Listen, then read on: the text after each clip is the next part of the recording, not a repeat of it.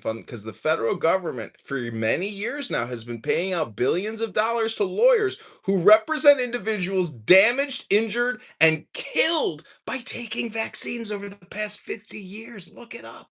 And so the COVID-19 vaccine got indemnity and they were excluded from the Vaccine Injury Compensation Fund under Special Operation Warp Speed legislation. And I took this other vaccine as well, right? And I'm like wondering if that is what medically like low key fucked me up now that we're talking about vaccines. Because I'm like trying to think like because I have this immense back pain in my body right now. And like my health has like declined like a lot since I made two lifestyle changes in medication. And one of them was those two vaccines that are like the general normal vaccines that everyone kind of takes according to my fucking primary care doctor. But in my mind, I'm like thinking, I'm like, what if that was what triggered what's going on in my body right now? But then when I Google it and stuff, and I even asked ChatGPT, it's like, oh no, that couldn't do that or like whatever. But like, I don't know, like, Well, is it like back pain and meaning that your hamstrings are tight, or do you think you're having some kind of like actual serious biological, kidney, like some type of component of your body injured? oh, like my I didn't know this was like a source conference room. I didn't know I had to provide all my sources from my many years of reading materials and using my intuition and communication capability. It's called a compression. All my memories, all my intelligence gets compressed in my brain, and then I just talk, and my intelligence comes out in my speech. Unlike you, I'm not triggered. I'm actually making fun of you. I'm mocking you. And that's why you're triggered. No, when you say, why are you triggered? That's your triggered projection. That's your ad hominem projection on my opinion. You don't like it because you bought it.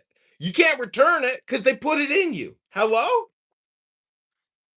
You can't let me speak because you have no defense. But I mean, the thing with vaccines also we have to like think about is that I mean they really just inject the virus into your body.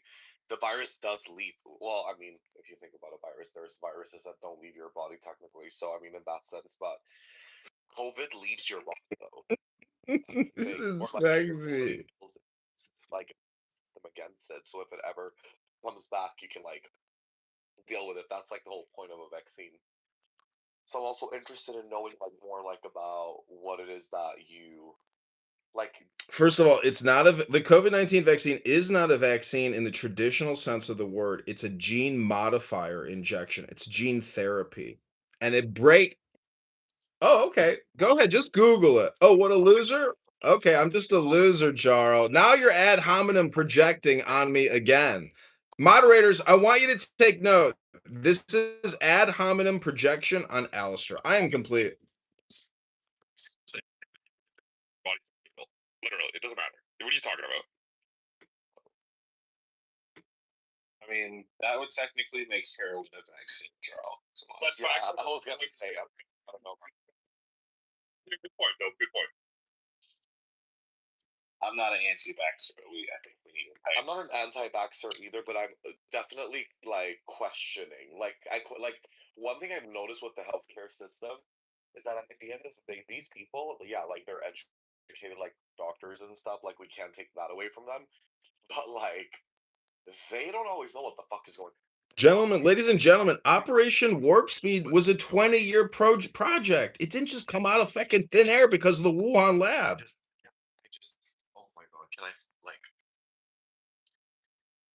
yeah, so what I was trying to say was just that, I mean, at the end of the day, and I think that is like where my health anxiety lies, is that I have never had like health problems like in my life, like overall, like I've been generally like super healthy. Like I never broken a leg. Like I've never like I've never been in need of like acute like medical whatever attention. Lately though, I have been. And what I've noticed, because I haven't had that experience in healthcare, because again, like I predominantly throughout my life have been like healthy, I've realized that doctors, they're not necessarily like these genies that you rub to get answers, and like they have answers to everything. Like they're they might be just as clueless as like a normal fucking person. Like sometimes ChatGPT will feel like they solve more of your problems than a doctor. Because you can go to different, like, because every doctor is gonna have a different way of thinking, like, and just like, you know what I'm saying, like, these people are not like they're not as like good at like detecting your issues as you think, and see so many videos of people that have like cancer in this area, or like someone had like a brain aneurysm here, or like whatever it is, and it's like they went to the ER millions of times and they like told them that they're fine and they did their blood work and everything is fine until it was too late, and then they realized that it wasn't all just fine. And I'm like thinking in my head, I'm like, who the fuck holds them accountable for that? And that is why, like, when a doctor tells me, oh, like, yeah, you're like, you have like back pain, like, I went to the ER because of my back pain, right? And then they're like, oh, well, we'll prescribe you some muscle relaxers with a CT scan of your and everything looks normal. But I'm like, but you didn't do like that's not like an MRI, like because I think this is more like a tissue nerve fix problem and not just like a alignment thing. But they don't give a fuck about that, so they prescribe me muscle relaxers, and I'm like, why the fuck would I take a muscle relaxer? Like, you know what I'm saying? Because like, what if this is something like I don't know. I don't think that you should blindly trust doctors with vaccines, medication, and just whatever. Like, always like advocate for yourself. So in that sense, like I agree with you, but being totally against something is also like kind of retarded Well, because do you sometimes prefer Pepsi or do you prefer Dr. Pepper? Or do you prefer, Fanta? Because at the end of the day, it was a mass carcinogenic event pre-programmed by Pfizer, Moderna, J&J. This was a 20-year patent created during the Bush administration. And if you like drinking Dr. Pepper, well, you might also like drinking Coca-Cola. Whether you got Pfizer or whether you got Moderna or whether you got J&J, you got the same supposedly patented vaccine. You got a problem just talking over people, Jarl. I'm trying to, you don't have ears, you only have lips. So okay, go ahead, Dr. Jarl. Please proceed, Dr. Jarl. Okay, yeah, we'll just keep talking over each other like we're both fucking retarded. I got no problem talking while you're talking. Okay, great. All I'm trying to say is whether you took Pfizer, Moderna, JJ, it's no different than drinking Coca-Cola, Dr. Pepper, or fucking, Pepsi. The point is, it is the biggest scam in human history because the US government spent $10 trillion during the COVID-19 vaccine era. Hello? 2 trillion a year they spend that we don't take in, and over 4 years of COVID-19 bullshit, that's 8 trillion a year of scamming. Hello?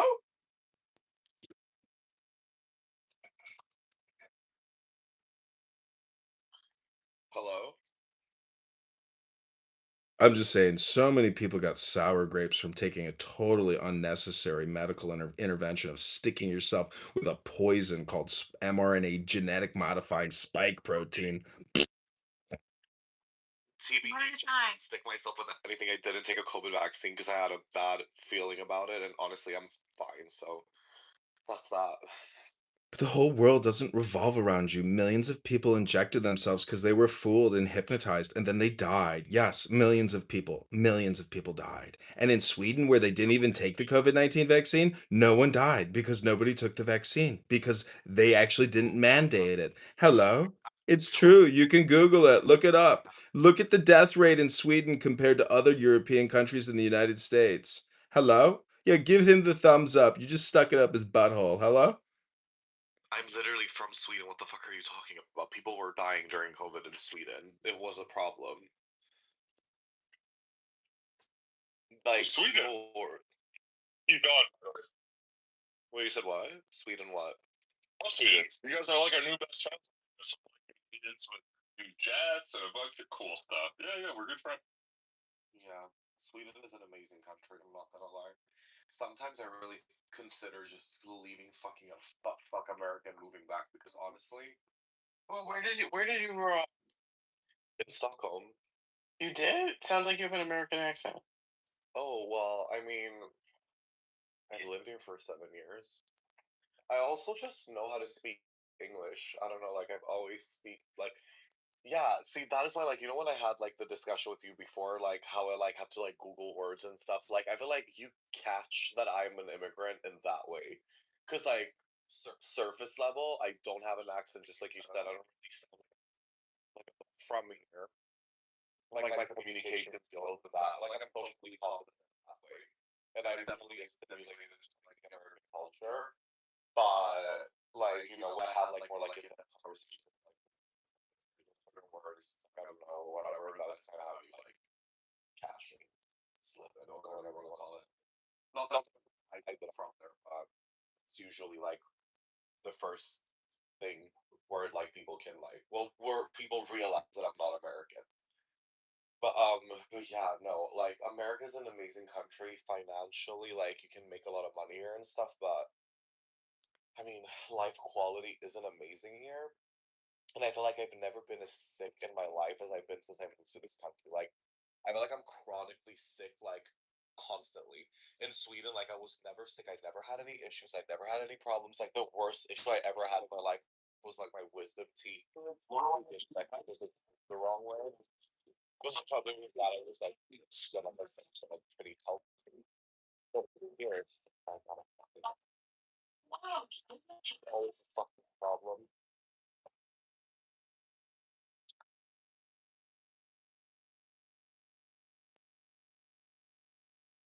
It's an honor to do that.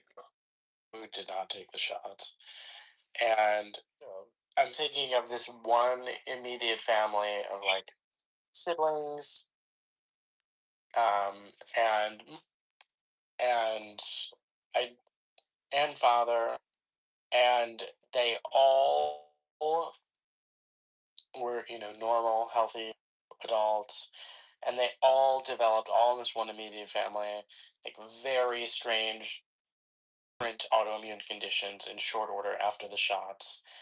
And they saw their own doctors and they were totally bought in, and like Democrat types and whatever, and like even the types that were, some of them, not all of them, but some of them were like, hey, maybe we don't want you around this year if you haven't gotten the shots, like those kind of people who are so bought in.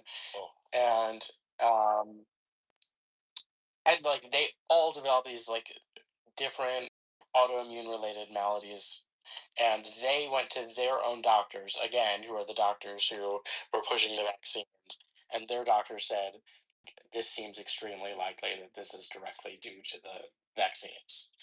So take that for what you will.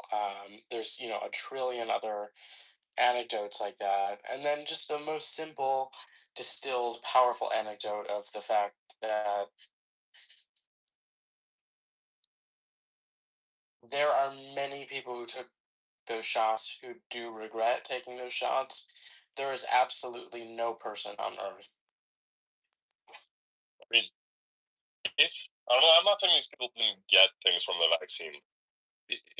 My understanding is when people do develop like that case that you just described, where the whole family got sick after the vaccine, sounds like something that pretty much all scientists and doctors who work in the field would be like jumping to study, right? And so I find it hard to believe their doctors wouldn't have just told them, "Oh, it's because of the vaccine." Like, I mean, maybe some doctors would say that. Like, sorry, I'm gonna interrupt you, but after everything that's gone down with Epstein, I feel like we've come to the conclusion that people do get silenced, and they will overlook things because when the truth gets out, it will like create this chaos that they won't have control over. And for us to keep abiding to the government and trusting them, we need like they can't make those mistakes.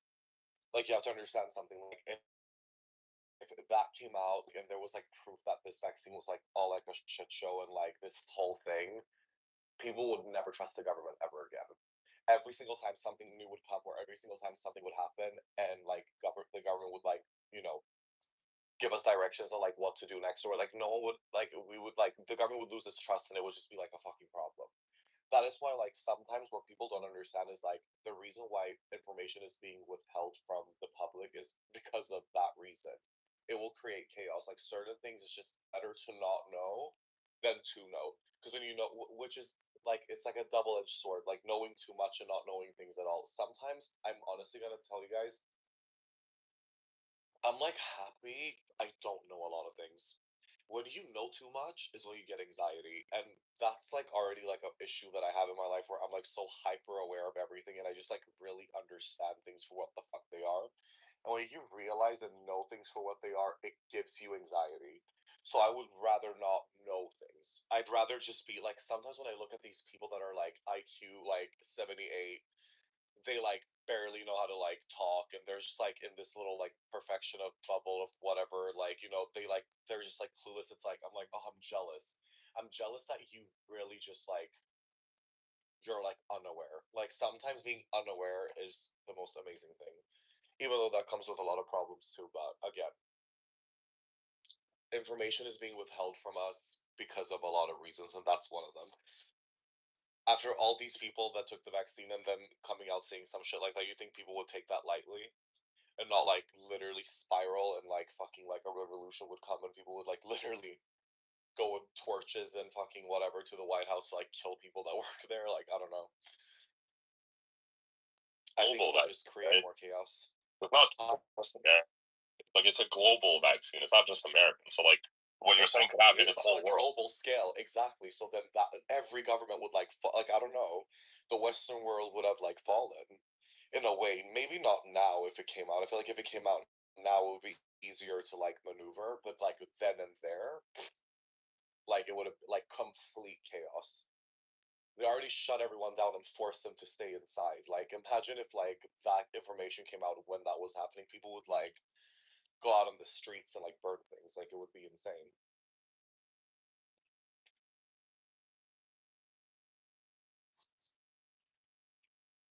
official or some of the reported side effects on open VAERS, if you guys are familiar, include animal bites, include alcoholism, and anal sex.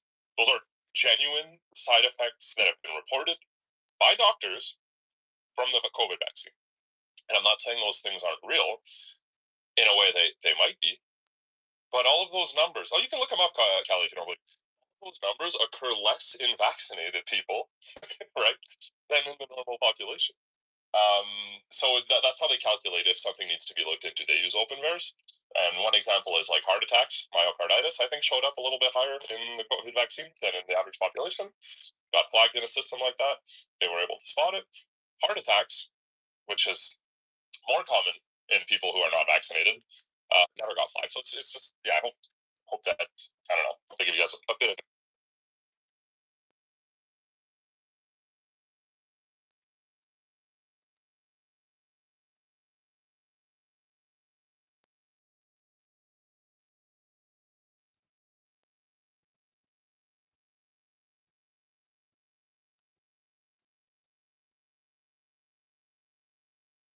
listener would be telling me why it makes sense that animal bites, anal sex are side effects.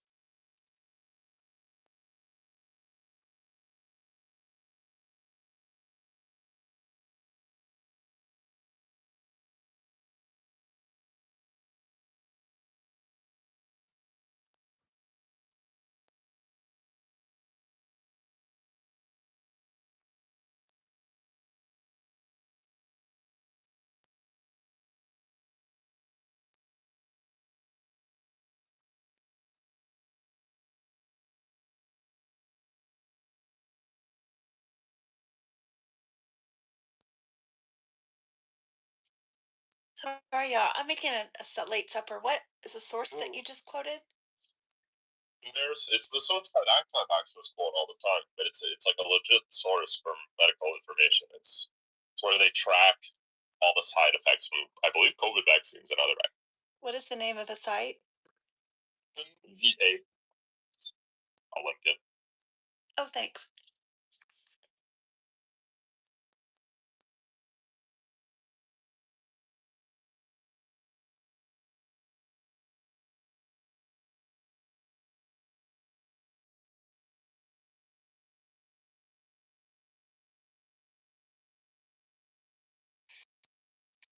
Have arrived at the conclusion of the animal bites and anal sex conversation.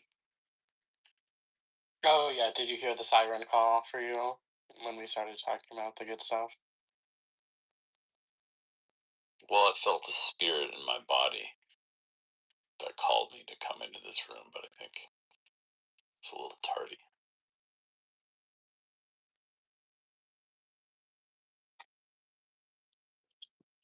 I didn't hear my name Mm.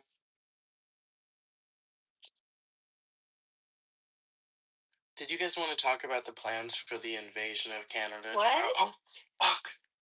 Charles in here. Oh, we weren't supposed. I don't know that it much matter if it gets announced. Supposed to be having trade talks, and apparently that's not going so well. So. Oh, do we trade with Canada? I don't know. Sweet. I don't know why you're putting tariffs on us. You know, we do get maple syrup from you guys. It's delicious too. Don't change it. Actually, a lot of like over-the-counter pharmaceuticals are made in Canada. The tariffs that apparently are making Canadians angry are steel, auto, lumber. So you must buy those three.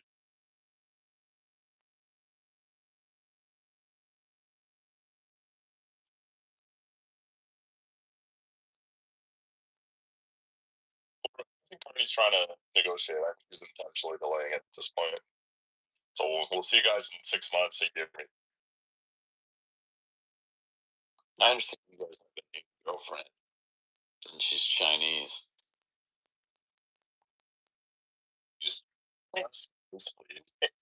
New girl? Oh, I thought you meant literally like Katy Perry dating Justin Trudeau. And them going to Coachella together, and how the internet flipped out because they were using single-use plastic cups in their like hotel room or whatever, and eating pizza, and he banned single-use plastic cups when he was reigning in Canada. He only.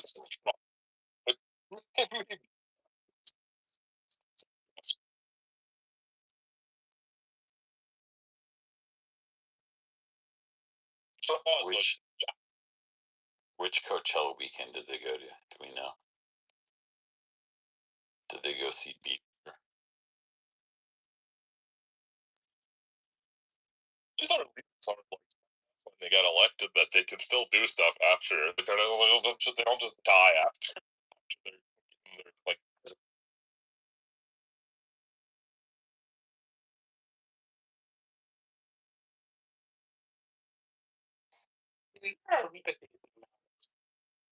Former American presidents that are still living. Not like anyone cares. I You think we would go for him? Lives in modern history, I will say. I will commend George W. Bush in the sense that he's pretty much stayed out of public life. Hey, the workers living good. No, what? Obama, the past presidents should be speaking up right now. What are they doing? What the hell is this? I'm shocked. Like, I get from your perspective, good for them, but from everybody else's perspective, why aren't previous presidents talking about how absurd this president is? It's traditionally seen as being done in bad taste. That, and it's the same reason why Trump like wants to be buddies with Mamdani while he's in power.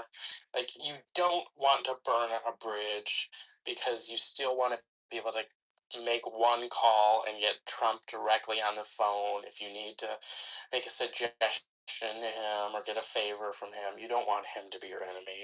You have nothing to gain from that.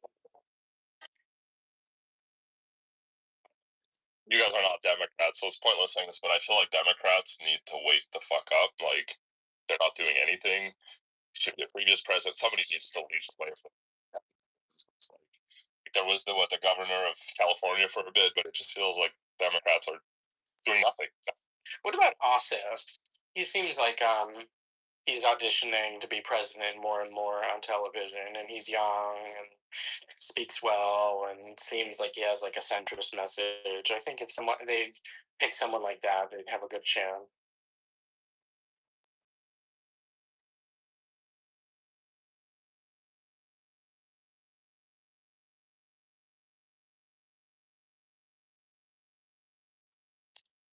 Jarl, have you ever had a job where you were promoted to the next level of that role? You know, Yes. Go on. And when you were promoted, did you go into that role and then criticize the predecessor that was in that role for the shitty job, like the mess that you inherited? No, but my predecessors never threatened to. Well, then you've been working at the wrong place. But it's like it's in bad taste to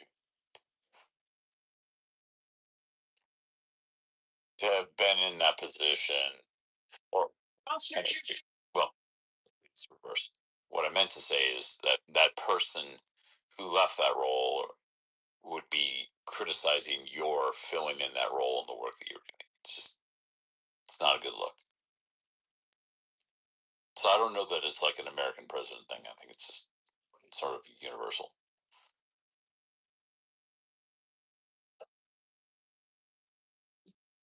I don't think Trump is presidential to begin with. I don't think he was. He's not going to hold back. Last time. Criticizes the last president. No, that's fair. He's certainly unique in his behavior. So we can all be honest about that. He's not exactly a role model for professionalism. The next president's going to get an easy win, or not. Like just like professional, and it's going to win. Who's professional in the next election is going to win, because people are going to be tired of it. Yeah, that's. Well, I don't know that they'll win, but I believe anybody who's next will come off as being fun.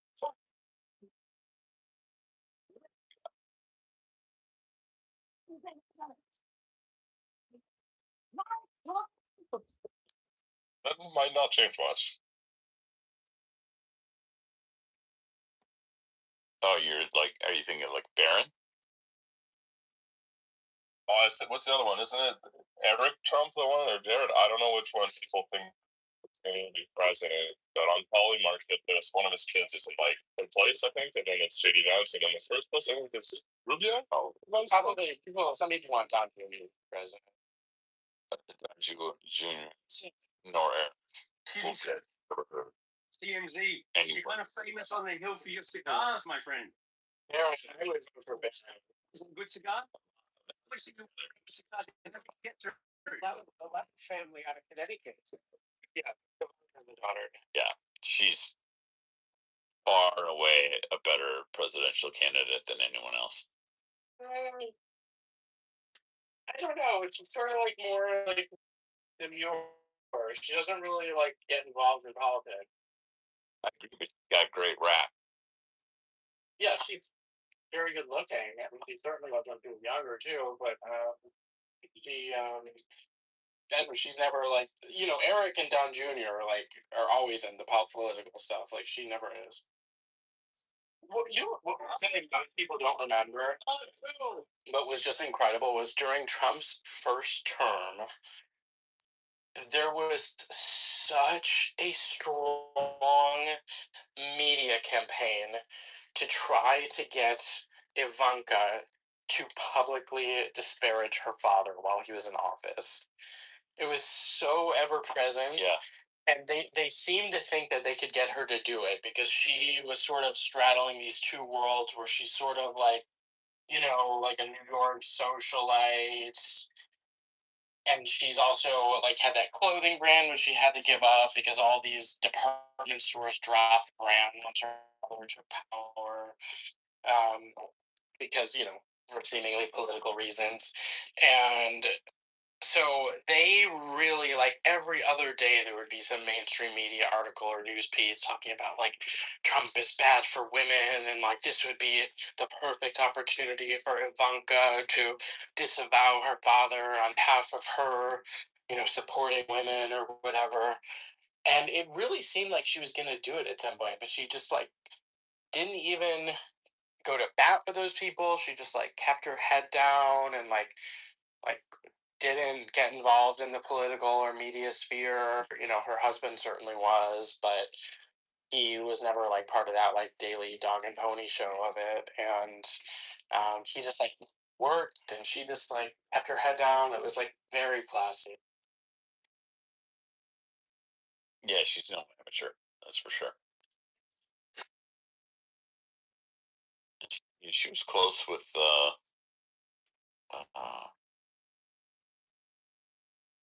Chelsea Clinton. Yep. They stopped speaking, obviously, because of her father's behavior. I mean, the Clintons went to. I think they went to his wedding with Melania. Yeah, absolutely.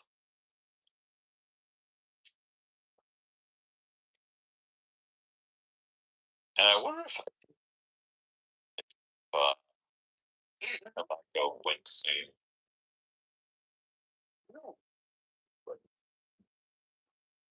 I have to admit. Very good to you also. Yeah. Prosecution.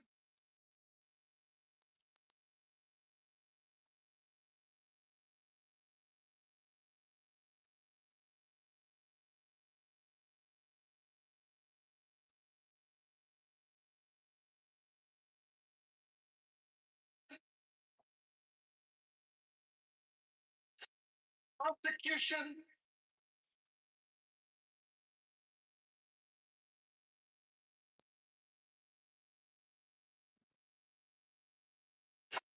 Prosecution. For some reason, I thought my passport expired this summer, and I went to pull it out the other day, and I saw my passport expired in February. Oh, it's like you have to go through the process.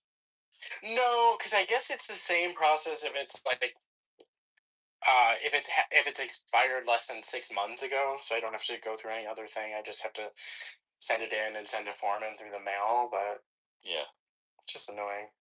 Totally. And this time I think I'm gonna get. And for some reason I can't do it online because this time I want to get the passport card in addition to the actual passport book, which is like for that reason I can't do it online. So I have to. It's just annoying. Whatever. And what does the passport card give you? So be on the book. The card. I chose not to get the state real ID. You know, there's a big push for that for the last 20 years. Yeah. And so technically, like, you either can't fly with my ID, or you can, but you have to pay some extra fee at the gate, like as a punishment mitigation. Yeah, it's like $40. I do the same thing.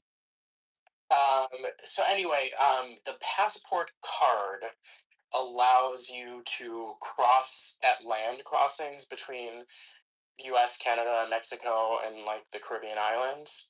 Yeah.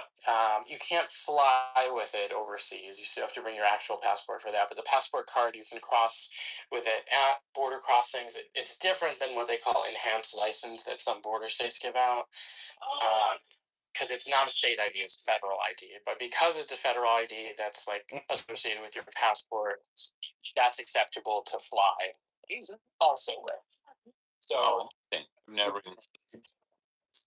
I was about to pursue an enhanced ID when I get on. If you don't want to get the enhanced ID, the passport card is better because, one, like there's a lot of people who don't like that there's essentially an easy federal database that's like a digital web of everything you do with enhanced ID.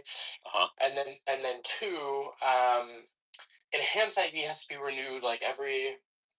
I don't know if it's every 3 years or whatever. You have to get a new license, whatever it is in your state, and it's like an additional fee above a normal license of that you have to pay every time. Whereas passport card is just like a $30 fee when you're getting a passport anyway, and it's good for 10 years. And you can use that. So I'll just take my actual passport with me if I were. And at the Canadian border, and I like want to go over, and I didn't plan for it. It's in my passport. I'll just it's the passport card, and like when that new bridge opens, I'll be able to bicycle over the bridge into Canada, and if you walk or bicycle across the new bridge, it's fare free. You don't have to pay anything, which is super nice. But you will have to have some, accept. That's interesting. Yeah, I'm hearing through some of the words that you're using that even like intentionally avoided a real ID, probably for the same reason I have, which is I know how poorly the federal government or even the state government will handle that data. So if I can be the last person on earth to comply, I'd like to do so. Like it's essentially it's like, look, it's my advantage. like if people make an argument, oh well, like they track you anyway. Oh, you have a smartphone on you that tracks everything you do anyway. It's like, yes, of course, but like I don't need to make it any easier for any of them to like have all of my like data points that paint the picture of my entire waking life, in one convenient place. Like I should at least like want as many layers of abstraction between all those data points as possible. Totally. Like I want to skip the first 3 to 4 data breaches, and really be included into the 5th data breach when a foreign government is making a concerted effort to really build something. So yeah, I don't want to be part of the test data. I just want to be in the 5-star data breach. Jarl, are we gonna go on a little bicycle date when the new bridge opens? It opens. If it opens.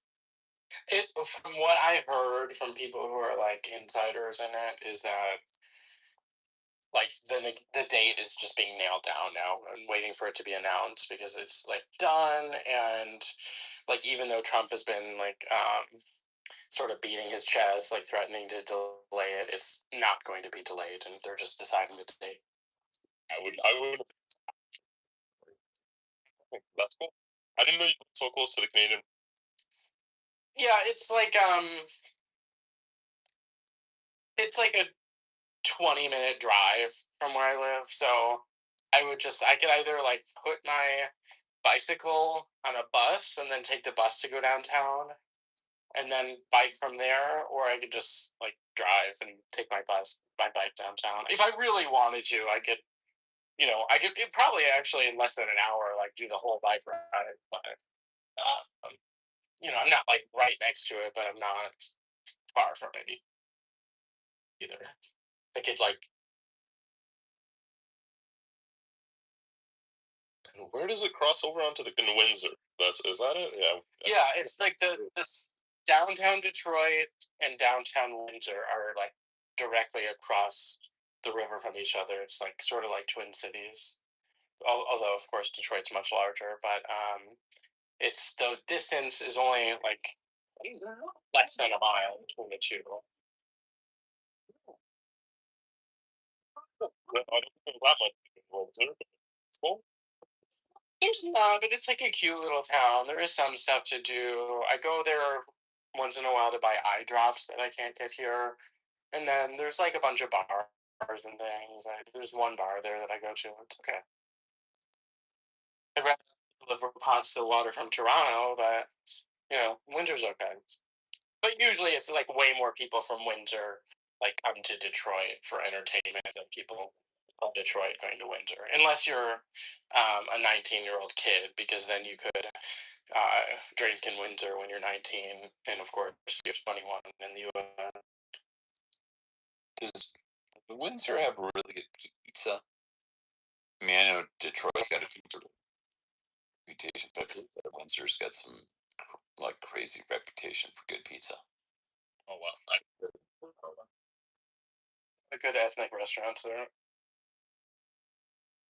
This is random, but do Americans have shish kebab and shawarma like at every is that as common as McDonald's in America, or is that a uniquely Canadian?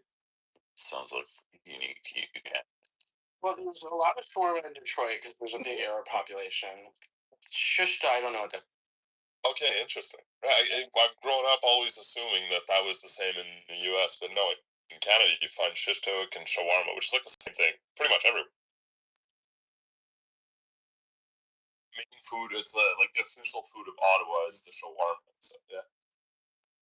Prosecution. Around that.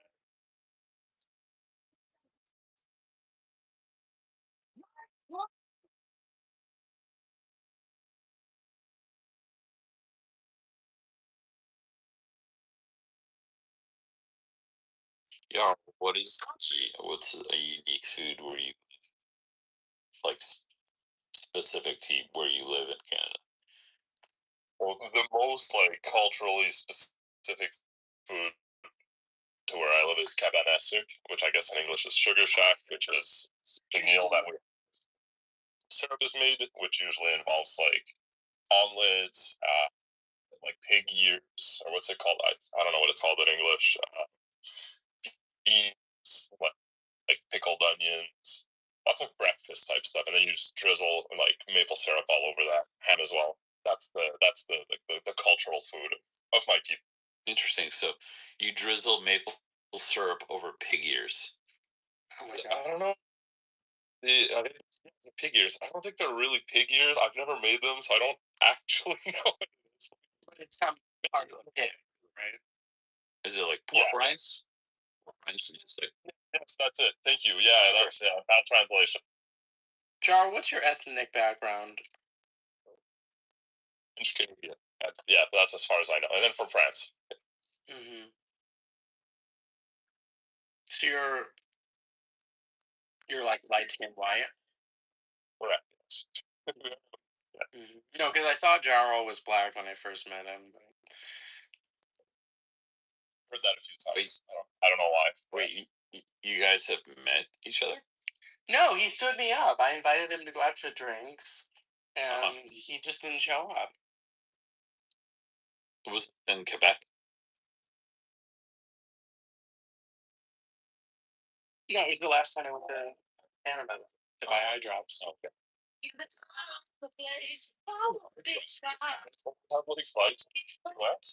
No, we have all kinds of eye drops. There's one brand. It's actually a Swiss brand that the company got into some dispute with the FDA, so they stopped selling them in the US. Money race for the candidates. It is. And they got into dispute with the FDA because the FDA said they were making claims that they weren't allowed to, so the company voluntarily withdrew from the whole US market, only with their eye drops. It's hard to get them in Canada in winter because so many Americans go over just to buy these eye drops. So, like, I seriously spent a whole day there, like, drove from store to store to store. I was gonna buy like 20 of them, and I could only find 3 after going to, I don't know, 7 stores, 3 boxes of it.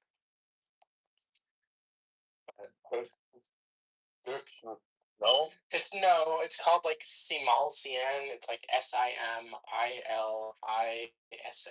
or something. It's a Swiss brand.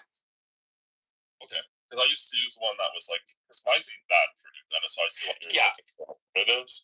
Yes. And there was one I used to use that the brand no longer exists, but if you look up like alternatives, there are some. So I just use ChatGPT. I forget what they are. Yeah, the Simalsian.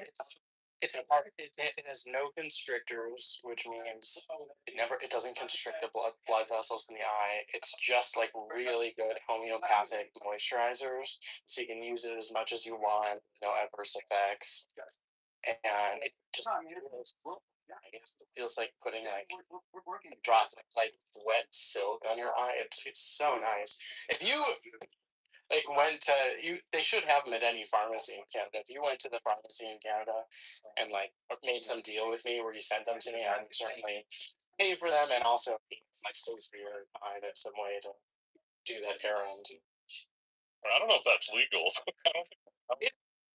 It's legal. No, there's no. It is legal because it's not a prescription drug. It's over the counter, and they're not illegal in the U.S. They're just not currently sold per the company deciding to bail out of the U.S. It's not illegal. I even like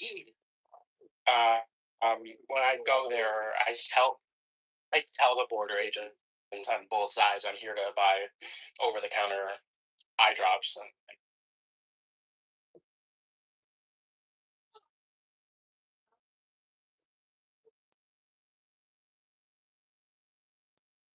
I think one of the homeopathic medicine actually makes a lot of sense. Yeah, just because it's not like I'm assuming it's not that important. It's just for red eyes.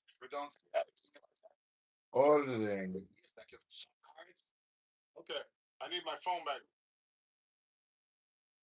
Although double check that it's not also dangerous. Red eyes will die. Sorry, go ahead. Sorry. No, I'm sorry. Go ahead, Joe. I was saying I heard if you drink Visine, you'll die. So yeah, but that was it. Unless it's prescription, I've never put anything in my eyes. So you're saying that this is something that you put in your eyes just to lubricate the eye? yeah, it's like I used it during the winter when it's super dry. It's just it's not good to let your eyes get super dry, like when there's no moisture in the air. It's really, really not good for your vision long term to let your eyes be that dry. Interesting. Oh, I used to use it after smoking to clear red eyes. I thought that might be. I wish. I had to give up cannabis like over 5 years ago at this point, and I had a excellent 20-year fling with.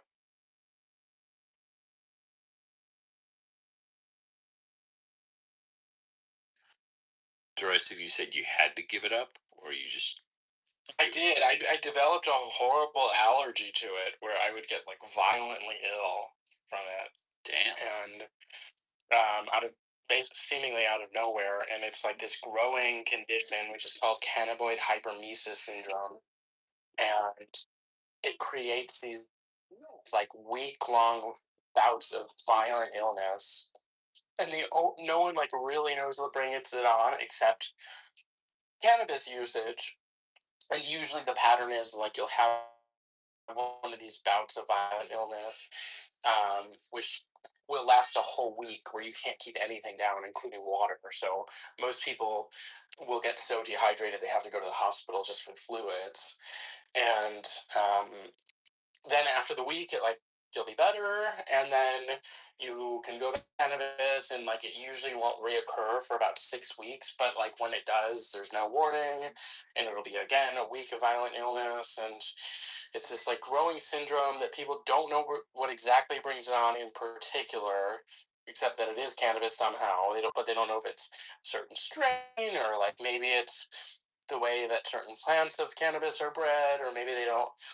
Maybe it's like because like the plants are not really natural anymore. They're like specifically bred and cities to have high rates of THC versus other natural cannabinoids be in the plant on its own if it were just naturally occurring. Maybe that no one really knows, but what people do know is that the only way to avoid this is like 100% cannabis abstinence. So until like they figure out what it is, like I can't use it. And this is not even just the lead. This is in all forms, all deliveries. Yeah. Yes. Wow, I've never heard of this. That's amazing. The telltale sign that it's this and not something else, because a lot of people like myself, the first time it happened, confuse it with like food poisoning, is that when you're in one of these bouts, you'll feel this strong urge to take like a hot shower or a hot bath. It's the only thing in the moment that gives you any temporary feeling of relief. Is like, so you hear of these people who are in one of these bouts of this illness, and they'll take like an 8-hour long shower, and like I remember like a family member eventually came over to like take me to the hospital, and I remember she's there, and she's like, "Come on, we're going," and I was like, "Just let me take like one more."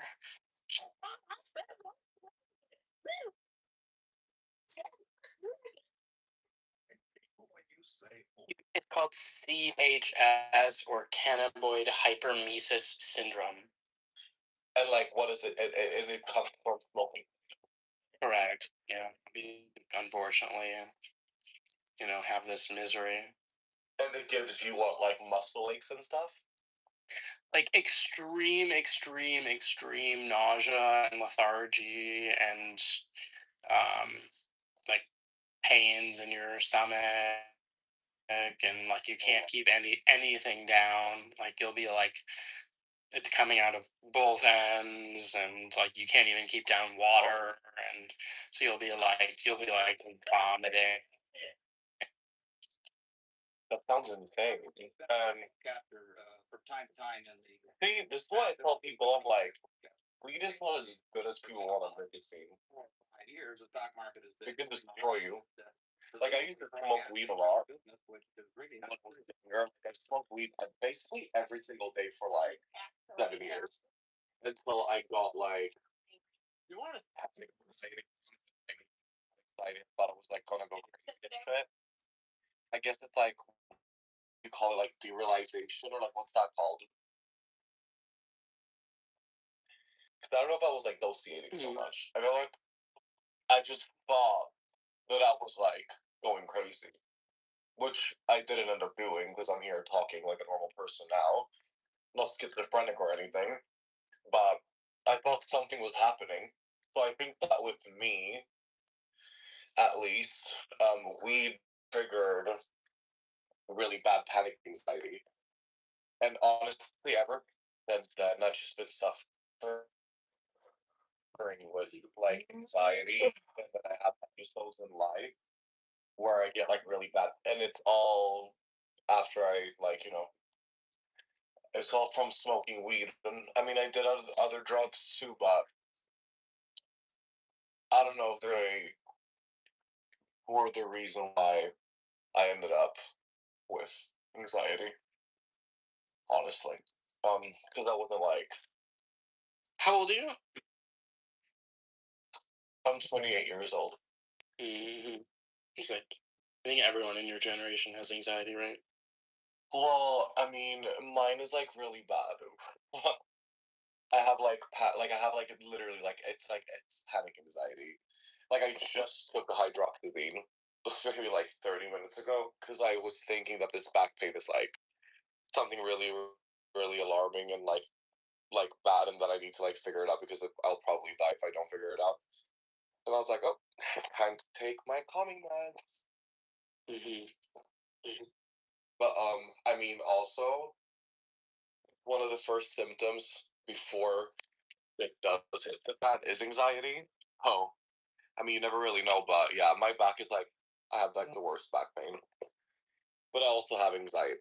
So I don't know. Maybe it's related. It's all nervous system things. You know what I'm saying? I'm trying to like rewire my brain into like de-escalating things more so than escalating them because I overthink a lot. But I don't know if this is gonna help you, but I had 6 months of like debilitating back pain.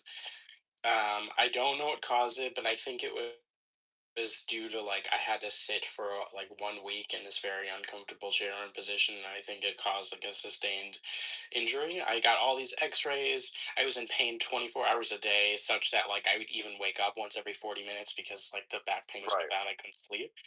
And like I was again in pain 24 hours a day, every second of every day, and I got all these X-rays, like nothing, did all this, and eventually, like after about 6 months, it just went away on its own.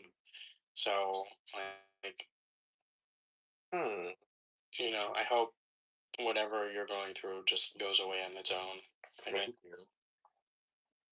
I mean, the thing is, like, I don't know, like, where it came from, and what it stems from. It's like I don't know if you know the names of like the muscle groups, if you have that knowledge. But I was just today actually looking up. I feel like it's my latissimus dorsi and trapezius, my trapezius muscle. It's specifically on my left side, also on the right side, and it's just tight. Like, and when I like push my back up against like a corner of a wall or something, I just have all these trigger points everywhere. what's it called? And it's just like, I don't know. It's making me freak out like a tiny bit, but like you said, it's probably something that's has more of like a common, like it's probably more of like a realistic, not so dangerous explanation behind why it's like the way it is. Because if it was really bad, I probably would like not be able to like sit here and talk and like be somewhat normal. And hydroxyzine wouldn't necessarily work either. But one thing I'll tell you, they did prescribe me ibuprofen 600 milligram, and honestly, it doesn't help at all. Like I'm in just as much pain as I was before I took it. Yeah, hang in there. Will, were you trying to say something? I saw you come off.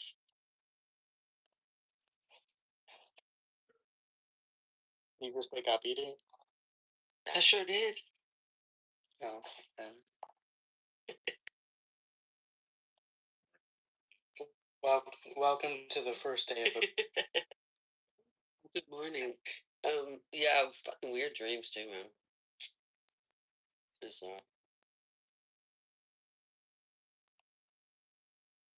You want to talk about them? there was no, it was just silly. Like there was like a house that was supposed to be my house, but then it was like my parents' house, and we invited a lot of people over. We were all adults though, and then I'm thinking there's too many people here. They're gonna start. I don't know if they're stealing shit, wrecking shit. And then this friend I've known years ago, she was making a bed, and there was like a big clock above there. There's actually two clocks above the bed, and plants. It was really just weird stuff.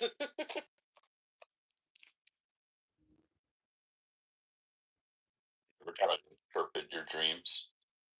I think that's largely nonsense. I think the stuff is very obvious. Stuff you're worried about will pop up things, but like, a milk carton means your mother. That's not true. Yeah, what are the tropes about that? It's like something about like you're missing teeth or your teeth falls out. It's supposed to mean something very specific. I don't remember, but yes, and I think that's all bullshit. I feel like it is too. Like just Yeah. what my gut tells me about how I imagine the world to work. I can remember usually when there's weird stuff like that, if I think back, I can remember something that like I thought about for a minute, like, oh yeah, I was looking at that plant, that was really interesting. Oh yeah, I was looking at that clock. Like usually I can remember where that information came from. It's supposed. I think like some sort of weird lack of control with the teeth thing. I think. I don't know Yeah, for sure. they say, yeah, but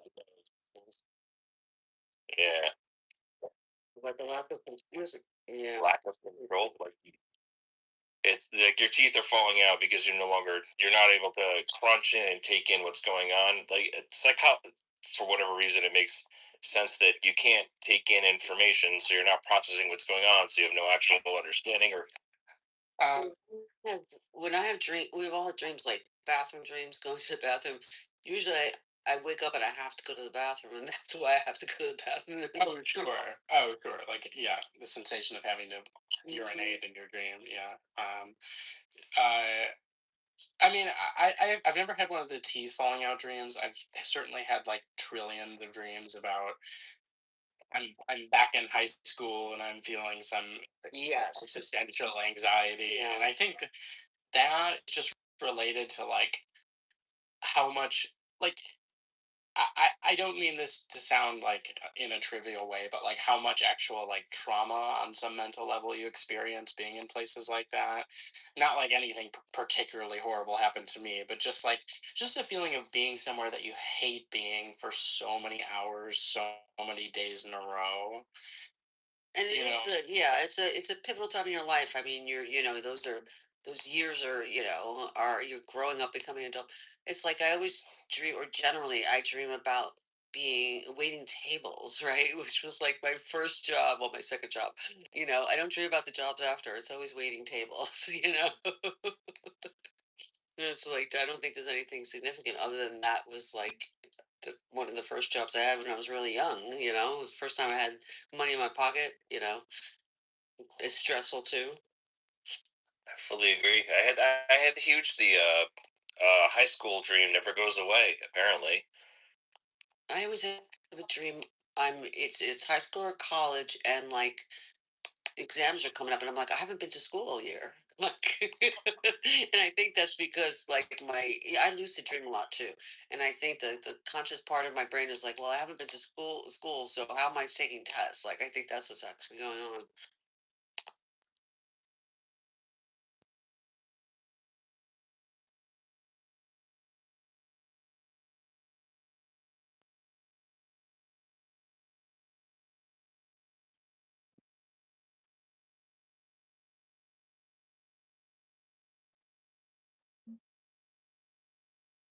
Or like I can't find my car in the parking lot, and it's like I said, so I lucid dream a lot. Sometimes I'll realize a dream, and I'm like, oh, thank God, I don't have to look for my car because it's just a dream.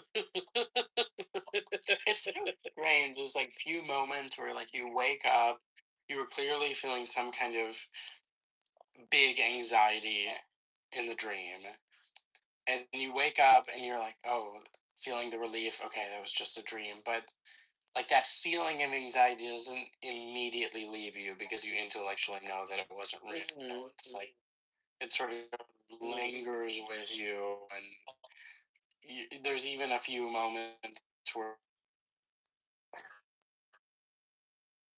Or if it's a positive dream, and then you wake up and you're like, I want to go back. That was so cool. You know.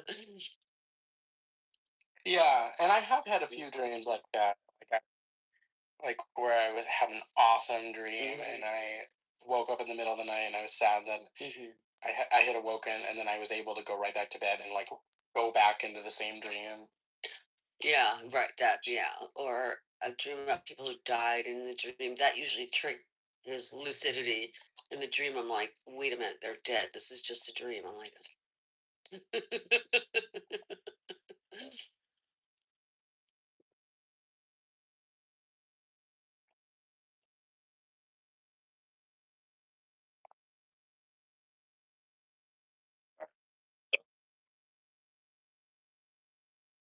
you all right?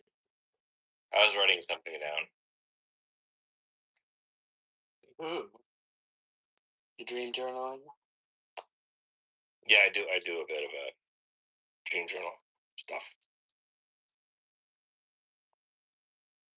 I'm out of doing that because you have to like have a pen and a paper right next to your bed, right? Because you're the way your brain Right. works, like you will first. Right.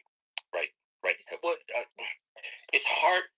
Think about like so you get up and everything is instant, and you're like fuck, and you grab it and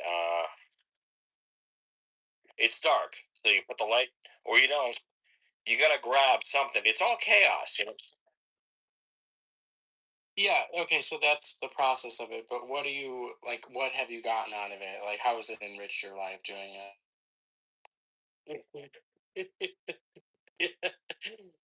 Yeah.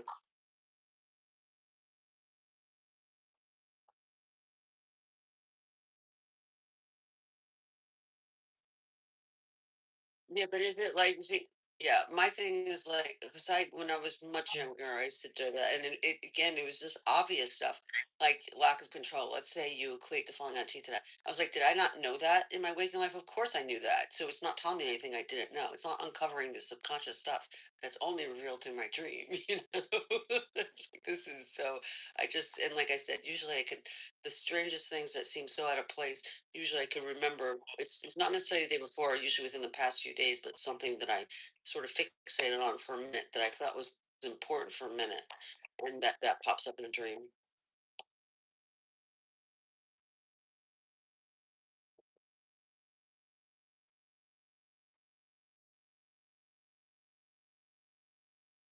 I've never done a room dream, just, like just sharing dreams. I thought about that recently. I remember doing it in college with a group of people every morning for breakfast. Oh, that's cool. Do you remember any like particularly interesting dreams that were shared or that you shared? Well, it's really weird that this came up because I was just cleaning some stuff up, throwing things away earlier today, and I had this old journal, so I was ripping like things out of it to put in one journal.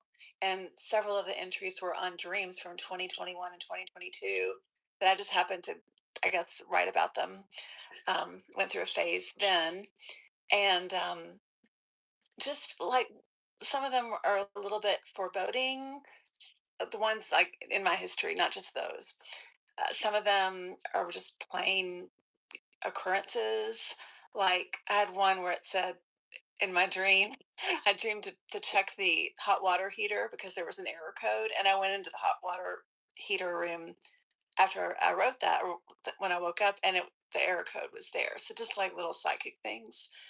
Um, that I remember being in a group at the group in college, we would talk about them, and things would come up. Like we were able to better understand what they meant by discussing them. So, but I didn't know if that ever had been done here on Clubhouse. I think it'd be fun. Yeah, we would have to plan it out, and we'd have to,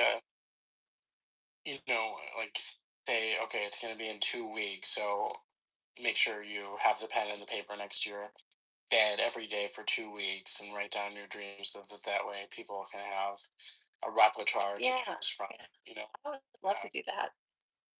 I would do it. I've always tried to get people to do a haiku room. People will not. Oh my god! What a great idea! Are so easy to write. Yeah. Like you could write them on the fly. I also want people to do. I don't know how well it would work on Clubhouse, but I've always wanted a group of friends to play a karaoke game where somehow, as part of the game, the other people get to choose which song you have to do. And there's some competitive element to it where you have to try to sing it good. Even though the song is chosen for you, you don't choose it. It's not like you could just go up there and just purposely throw the song and make an ass of yourself because you're being flippant or whatever. Like the song is chosen for you, and you have to try to sing it good anyway. But people are terrified of that idea. Don't know why. That's an amazing idea. I love it so much. I'm so. Yeah, I like your ideas a lot better, but the dream thing maybe once a month could be fun. I would love to do haikus. That could be very calming. You could write one right now. Everyone's there. He's like side eyeing me right now. No way. She knows. She knows.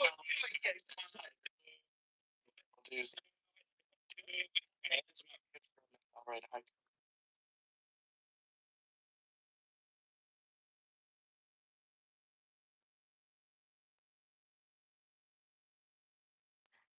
Derisive, are you a nipophile? I don't know what that means. A lover of Japanese things, Japanese culture. Oh no, not like some like nerdy like horny like straight men are into like hentai and anime and like Japanese goth shit and Sure. I will not further disturb your haiku writing.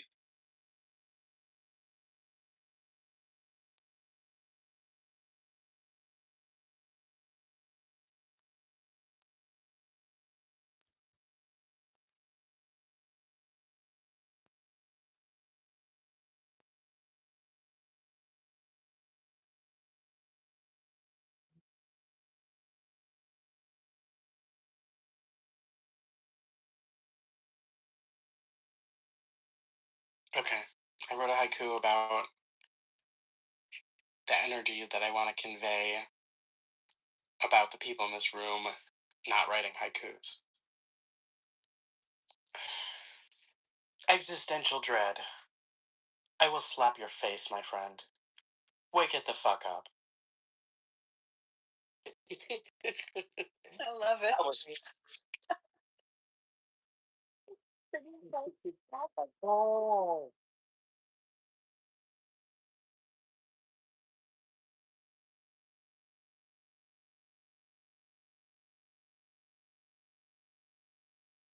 I'm not Asian, but that's pretty much probably God level.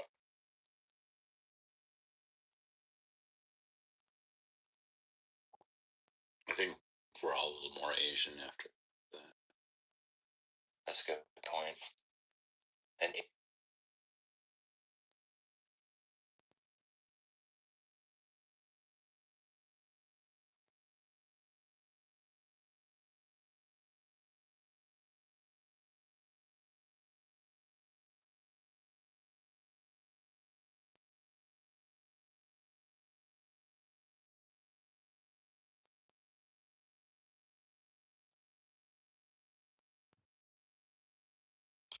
I wrote a haiku about Edie.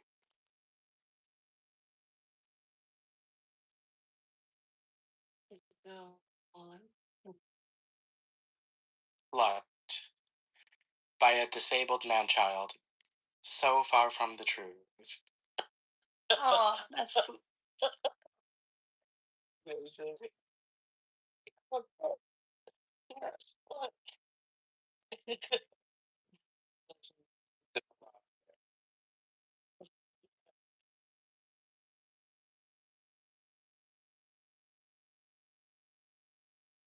Will anyone write a haiku? They take a little bit more effort in planning. A haiku is so great because it's like a single thought conveyed. Yeah. With like a floatiness, you know. I want to practice them though. I can feel that it would be very relaxing to do those. Is that 5 syllables and then 7 and then 5? Correct. Okay.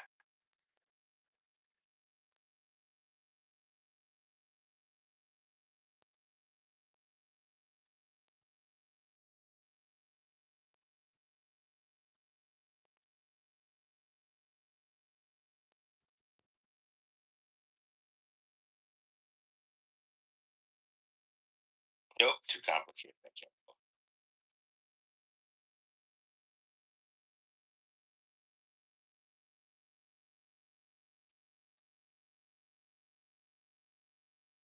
Yeah, I'm reading a limerick.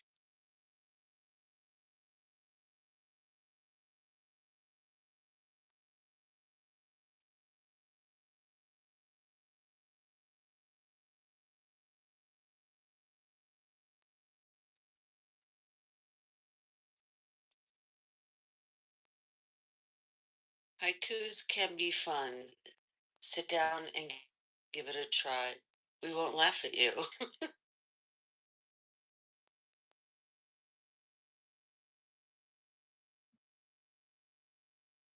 Maybe we will laugh at you.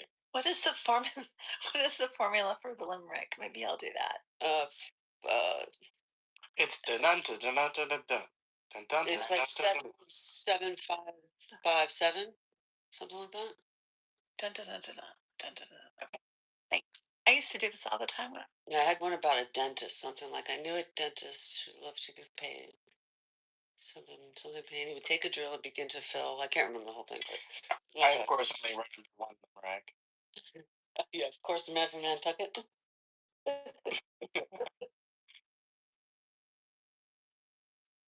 What's the last line? I'm trying to remember it. I know it's. You take a grin would come on his chin. I know it's like, if my something was a cunt, I would fuck it. Was it? I think maybe I heard it slightly different. I think they probably. It's gotta be ear. Let me see. Let me pull up what the classic one is.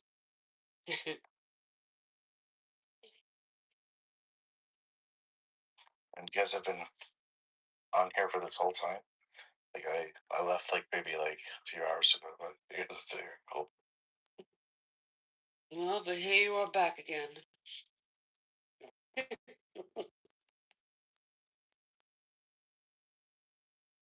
Had my walk, had my dinner. I want to sleep soon, but yeah, it's nice hanging out with you guys. You guys are Ear. yeah, not to be too cliche or whatever, but yeah, I'll get going for now. See you guys.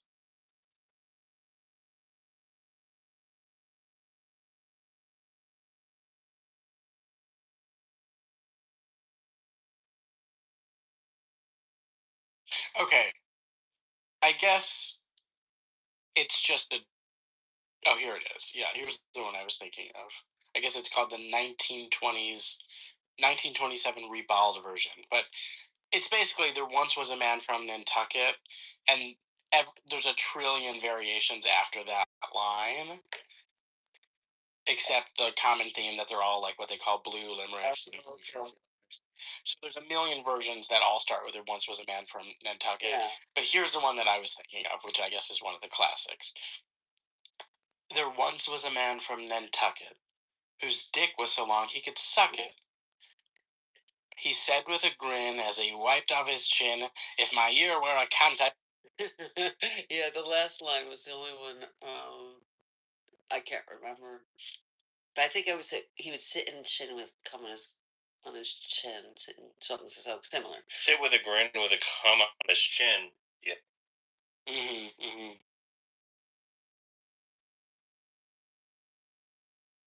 Oh,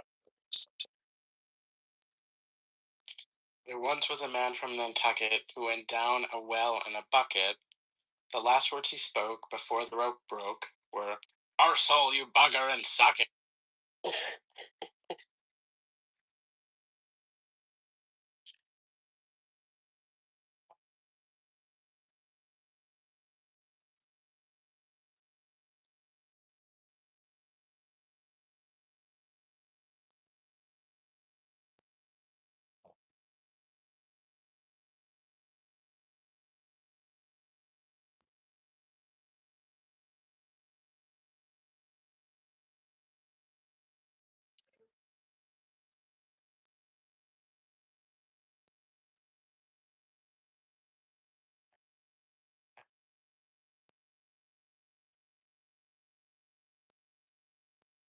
Thomas, which clubhouse rooms do you normally go in? I have no idea. I'm all over the place. I find what's open, I guess, and hang out where I'm welcome. You don't have any like regular rooms that you go in? Honestly, in here rarely, but I wouldn't say I'm everywhere. Okay. Do you see me in a lot of rooms, or? Well, so I hope to see you more. I appreciate that, and you as well.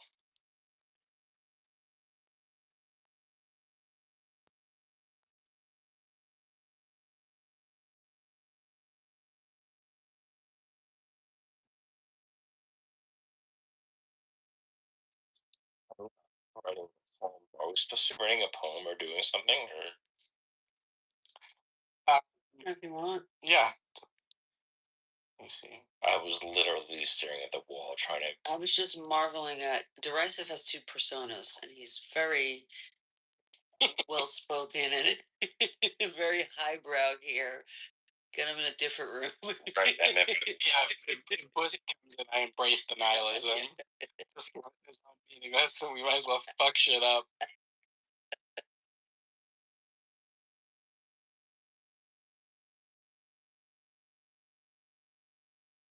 It's I forgot. Edie, have I talked to you? I feel like I have about the movie Reality Bites. Yeah. Yeah. There's one of I'm gonna like not get it exactly right, but I'll get it close. But let me pull it. Are you not pussy? You know pussy? We all know Pussy. Yes. You might know me from him then, yeah. Yes, that. You probably see me in rooms with him. There you go. Are you one of the secret tranny lovers? Probably, I don't know. Day one. I've been here forever. I don't know what rooms I've been in and out of. I've actually had about 2 or 3 names. But yeah, I've known Bussy for a while. Yeah. I'm not hiding about who I hang out with or anything. My pictures normally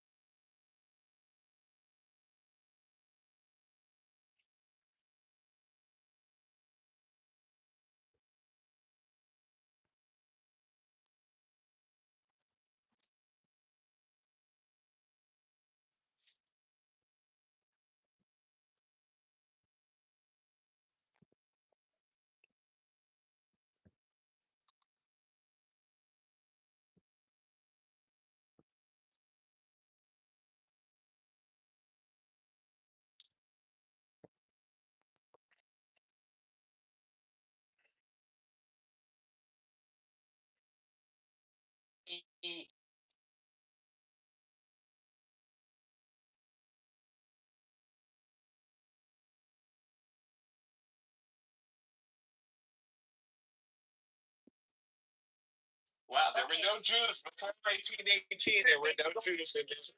I don't know what there's some of angry with guys. Go ahead, please. We're listening. So after that, they slowly started calling other people, other Jewish who has been convinced by the Zionist ideology for having a Jewish people a homeland, but this homeland already had people. Okay, Jewish people. It had Jewish people.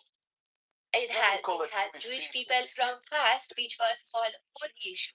Okay, Oh, we've all old issue. Old do issue. not The exist. old They are issue evil people. has nothing to do with the settlers who came in the base of Zionism mindset. Okay, the old issue have been for forever over there. They've been living peaceful with Palestinians, and they consider themselves Palestinian. Okay, but the new issue was the settlers who came and they started growing and calling more out people on the base of idea that we want to give Jewish people a land. But what was happening in between? Huh? Nothing called Jewish people. They are the people who is just created by the Zionists. They never were something called Jewish people. Oh my God! Oh my God! What about the whole the Old Testament?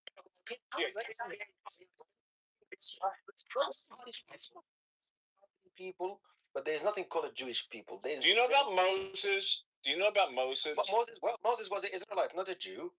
Oh, okay. There's All a right. difference between a Jew and an Israelite. What is the difference? Tell me the difference. Well, I'll tell you the difference. If you consider that Moses was a Jew, but because of Yehuda, he's from the tribe of Levi, so he wasn't a Jew. Okay. Second thing, nothing in the five books of Moses. There's nothing in the five books of Moses which describe who's a Jew, whatever. Which describe who's a Jew. We're right here. Fuck up, guy. Where I'm looking. I'm right here. I know you're a kike. Yes, I know you're a Polish kike. You're a Ukrainian kike. Right, exactly. You're from like Lithuania or Poland or something. Lithuania or fucking shit. You don't even Netanyahu's got a Lithuanian. Or Ukraine or wherever you're from. Someone from 850,000 Jews. What about the Jews that were kicked out of Iran? The Jews kicked out of Syria. The Jews kicked out of. They were kicked out. What do you mean? There's synagogues in Syria. There's synagogues in Iran. There's synagogues in Iran.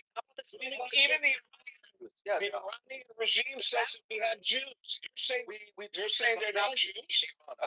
Randy, the rabbi of the synagogue in Tehran said that he's for Iran. Okay, but is he a Jew? According to this guy, he's not even a Jew. He says there are not Jewish people. Make up your mind. Dude, you are go to the Torah. Listen, go to the Torah and go to Genesis 10. Genesis 10, 1 through 5. It tells you, their own Torah tells them they are not Semites. They are Japhethites. They're from the Caucasus Mountains. They are converts. They converted to the religion.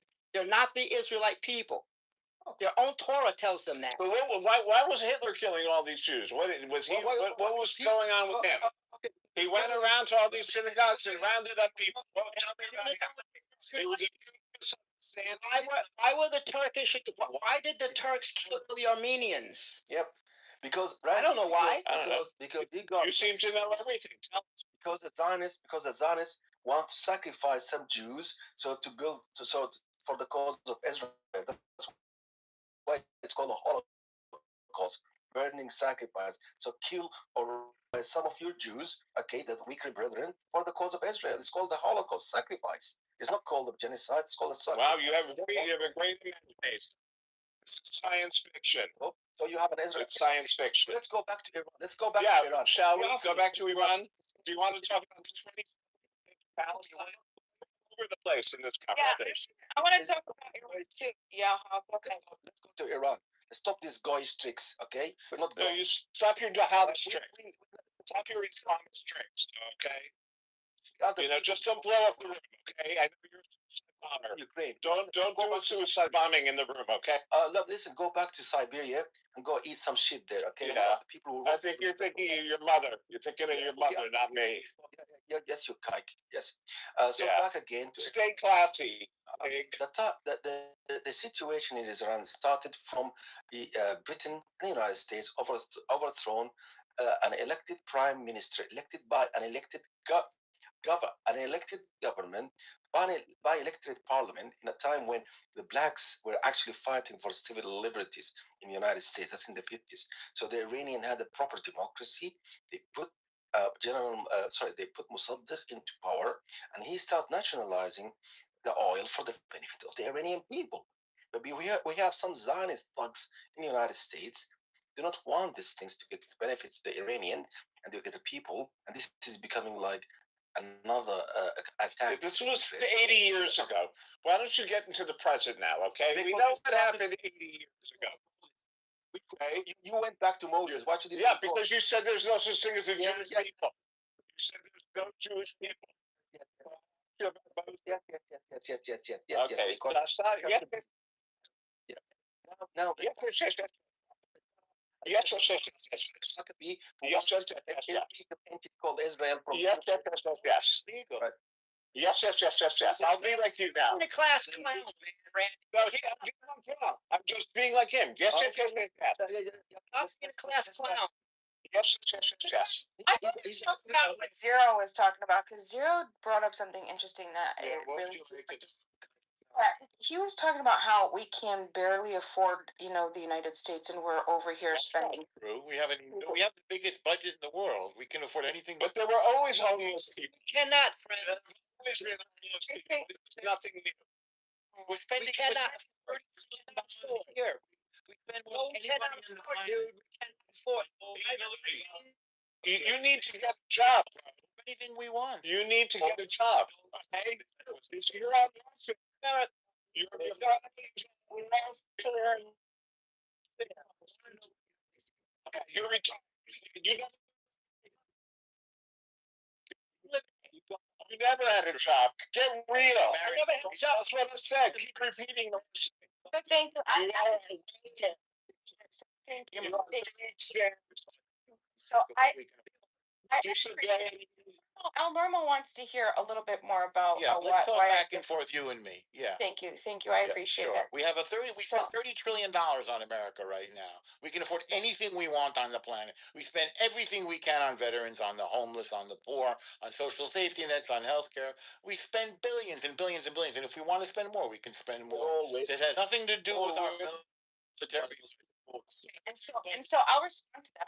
Military money that we just spent, we've already appropriated it. It's already been given to the military. We didn't give them any new money since we started this war 6 weeks ago, just so you know. Keep spending because thank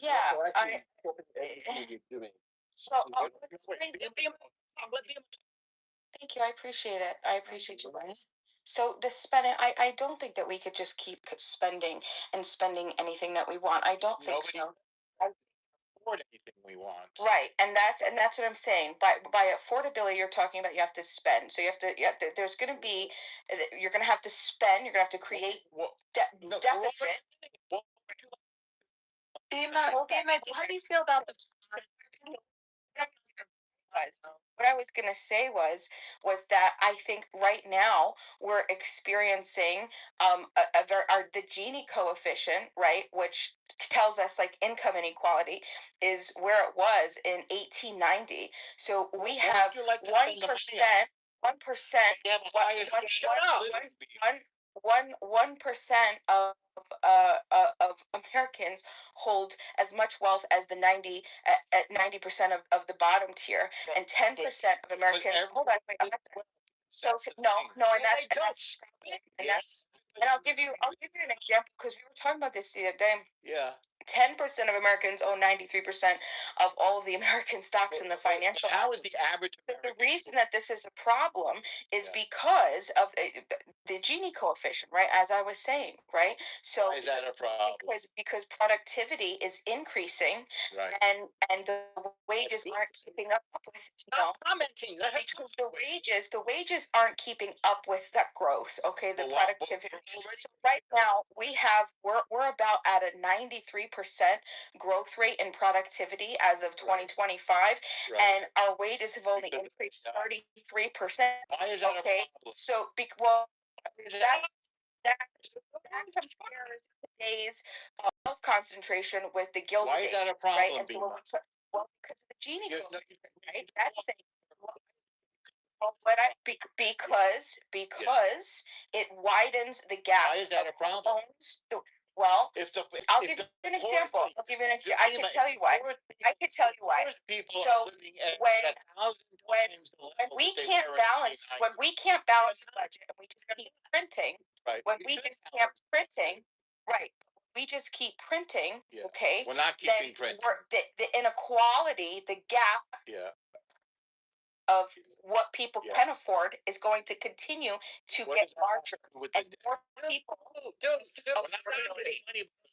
So when you spend money, and you spend and you create and you're not balancing the budget, right? You're creating a deficit, and that deficit, this all connects to inflation, and then you have the affordability is almost. I mean, like we're struggling right now. We just had a man, and we were talking about this the other day. His name was Abdul. He just burned. He's a warehouse worker because he makes $37,000 a year. He videoed this. He was hoping to get sympathy. He was hoping to get sympathy and empathy from Americans like Mangione got, right? You had a Mangione who, he's a murderer, right? who killed his CEO. He got 50% of American college students sympathize more with Mangione than with the victim, which is I'm insane. against that.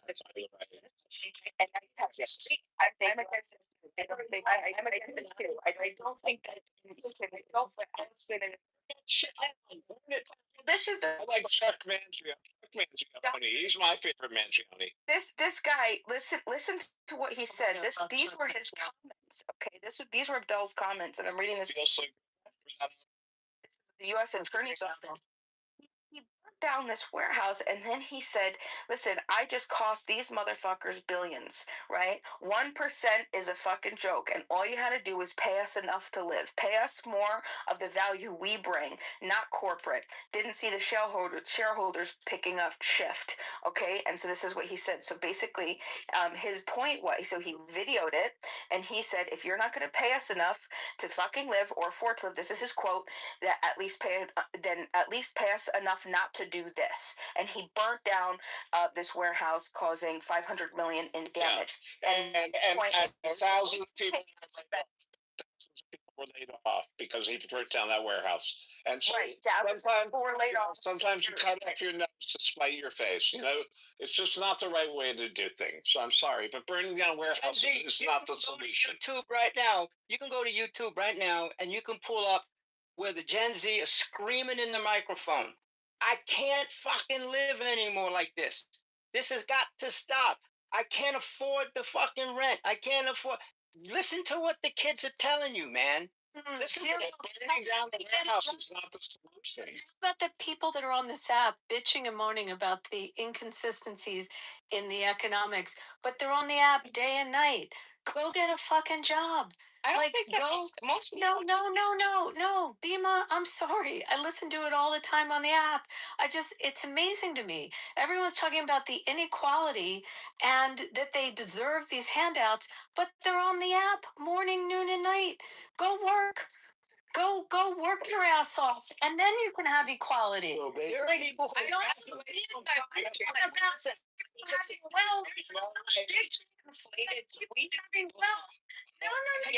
don't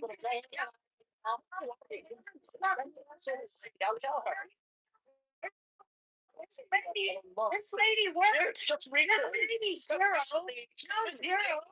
No, this lady zero. Abby, just recently. Has every right. Listen to me.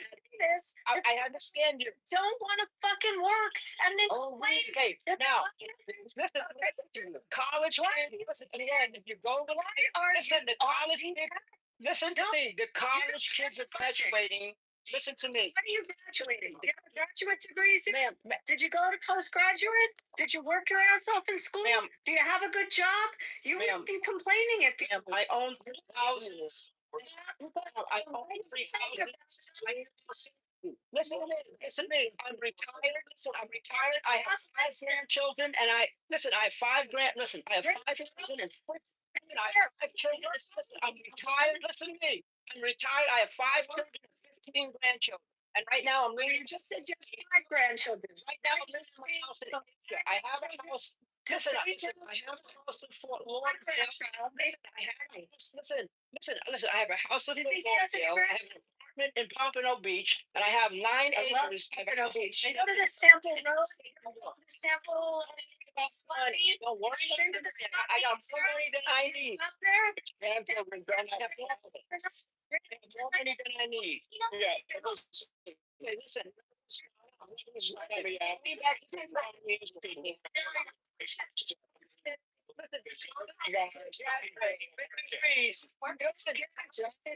Listen, the college kids who are graduating with degrees are telling you they cannot find jobs. Ma'am, graduating with degrees. They're getting jobs if they work and study. They're getting jobs. Yeah, zero. And they're not working because they don't know how. So now they can find a job. You couldn't find a job. Degrees are to join the army and get some skills. People have always done. This is shockers here. They got jobs out of college. They got jobs out of shocking. Shocking. They all got jobs. My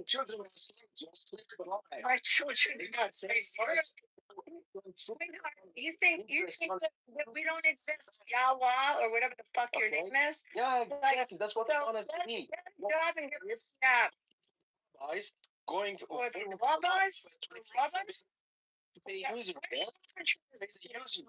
I love you. By the way, we know history laws, right? I know history laws myself. Yeah, history laws. Abby, today, Meta says that they're laying off 8,000 people. Yeah, they're But you know what, Sarah? Kids got today. They went to college and they got degrees and they got jobs. Ma'am, Meta is 8,000 people today. 8,000 today. You have 30 children. Yeah, the milkmen don't have jobs anymore. The environment changes. Yeah. Meta. People drive horse and buggies get laid off. Okay. Listen. When's the last time you heard of a Jewish suicide? When was the last time you heard of a Jewish suicide? Okay. How come they're all Muslim? Oh, guess what? The first terrorist bomb blast happened by Zionism. The first terrorist bomb blast in the Middle East happened by Irgun and Haganah in Yeah, Middle but it East. wasn't. And then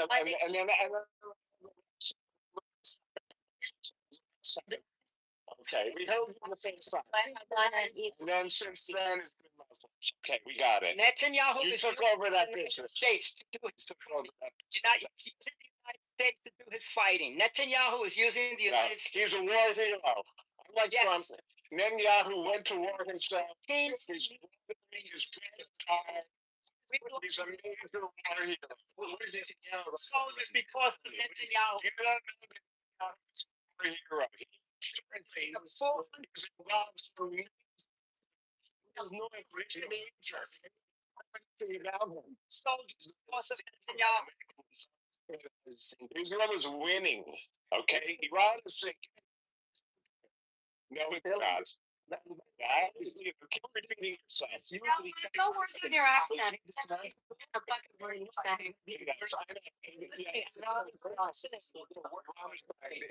Get a passport.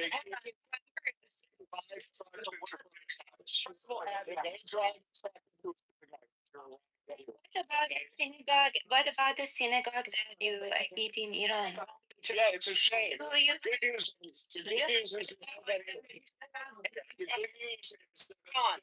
most of the Jews left Iran.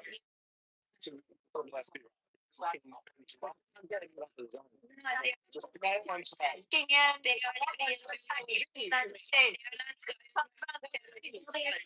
United States. Israel's population is growing, my friend. What just happened in Michigan? Israel's population is growing.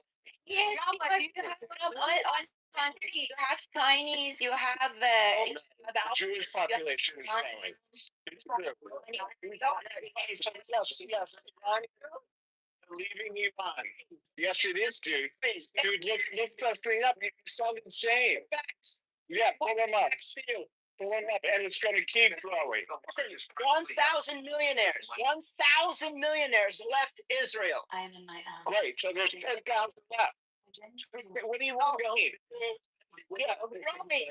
That's not growing. That's Oh my God, I get my apartment there. They're so expensive. have no idea what's going on. So, Like, I'm so Have you seen it? Israel is going to grow by 2 million people. The next 10 years, it'll be 10 million. It's not. People are, yeah, because the Arab driving Jews out of France. Driving Jews out of England. Driving Jews out of Canada. Randy, how expensive are those apartments in Tel Aviv? It's insane. It's gotta be sold out. Listen, everyone, Jews are leaving France and England because of the Arabs. They're leaving Paris. They're leaving England. And they're leaving Israel. So thank you for that. At least thank you for ruining Germany. You guys have ruined Europe. Europe is lost. Yeah, yeah. Yeah. Yeah, you're gonna do that, Yawa. You're gonna make people leave the planet. What are you, a donkey? Hold on. Yawa, what do you intend to do? You can't even. What do you intend to do, Yawa, to people? What do you intend to do to them, Yawa? There's not one Arab that's won a Nobel Prize for science. Like, you can't. Make people What do you know? They're going to blow suicide bombers. That's their idea of technology. Is to kill themselves. You guys, nothing without us. The Torah that you're talking about, my grandparent, my grand, my ancestor wrote it for you. You think yourself you are really... Really? So what happened? Now, how come everybody knows that Arabs are ignorant today? What's happened? Yeah, I'm looking at the color of my skin. It's lovely. Okay, but what happened? If you guys were so smart 1,000 years ago, I think what happened is like Sharia law really fucked you guys up. That's why you're anti-science now. The problem. Everyone knows that. Even the Arab kings that go for surgery. Any Arab would go to Israel for surgery. You have cancer. Go to Israel for surgery. Randy and Abby, I'm posting in the chat videos and news reports. I will show you the click on shows you the modern day.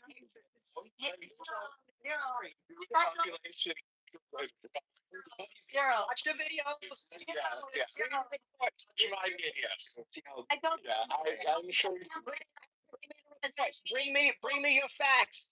Yeah. On the chat. Put in my facts in the chat. We don't care about Al Jazeera. We don't care about Al Jazeera. I don't read Al Jazeera. Why is it repeating yourself? That's AP News. It's AP News, ma'am. Put your facts in the chat. I'm putting my facts in the chat. You know what? You want to stop talking? I go there every 3 months. Put your facts in the chat. That I see it with my mother said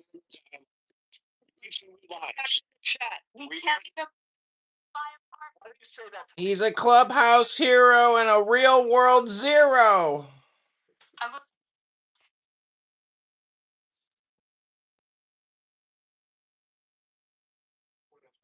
Would love to buy the new Mandarin Oriental, but it's sold out.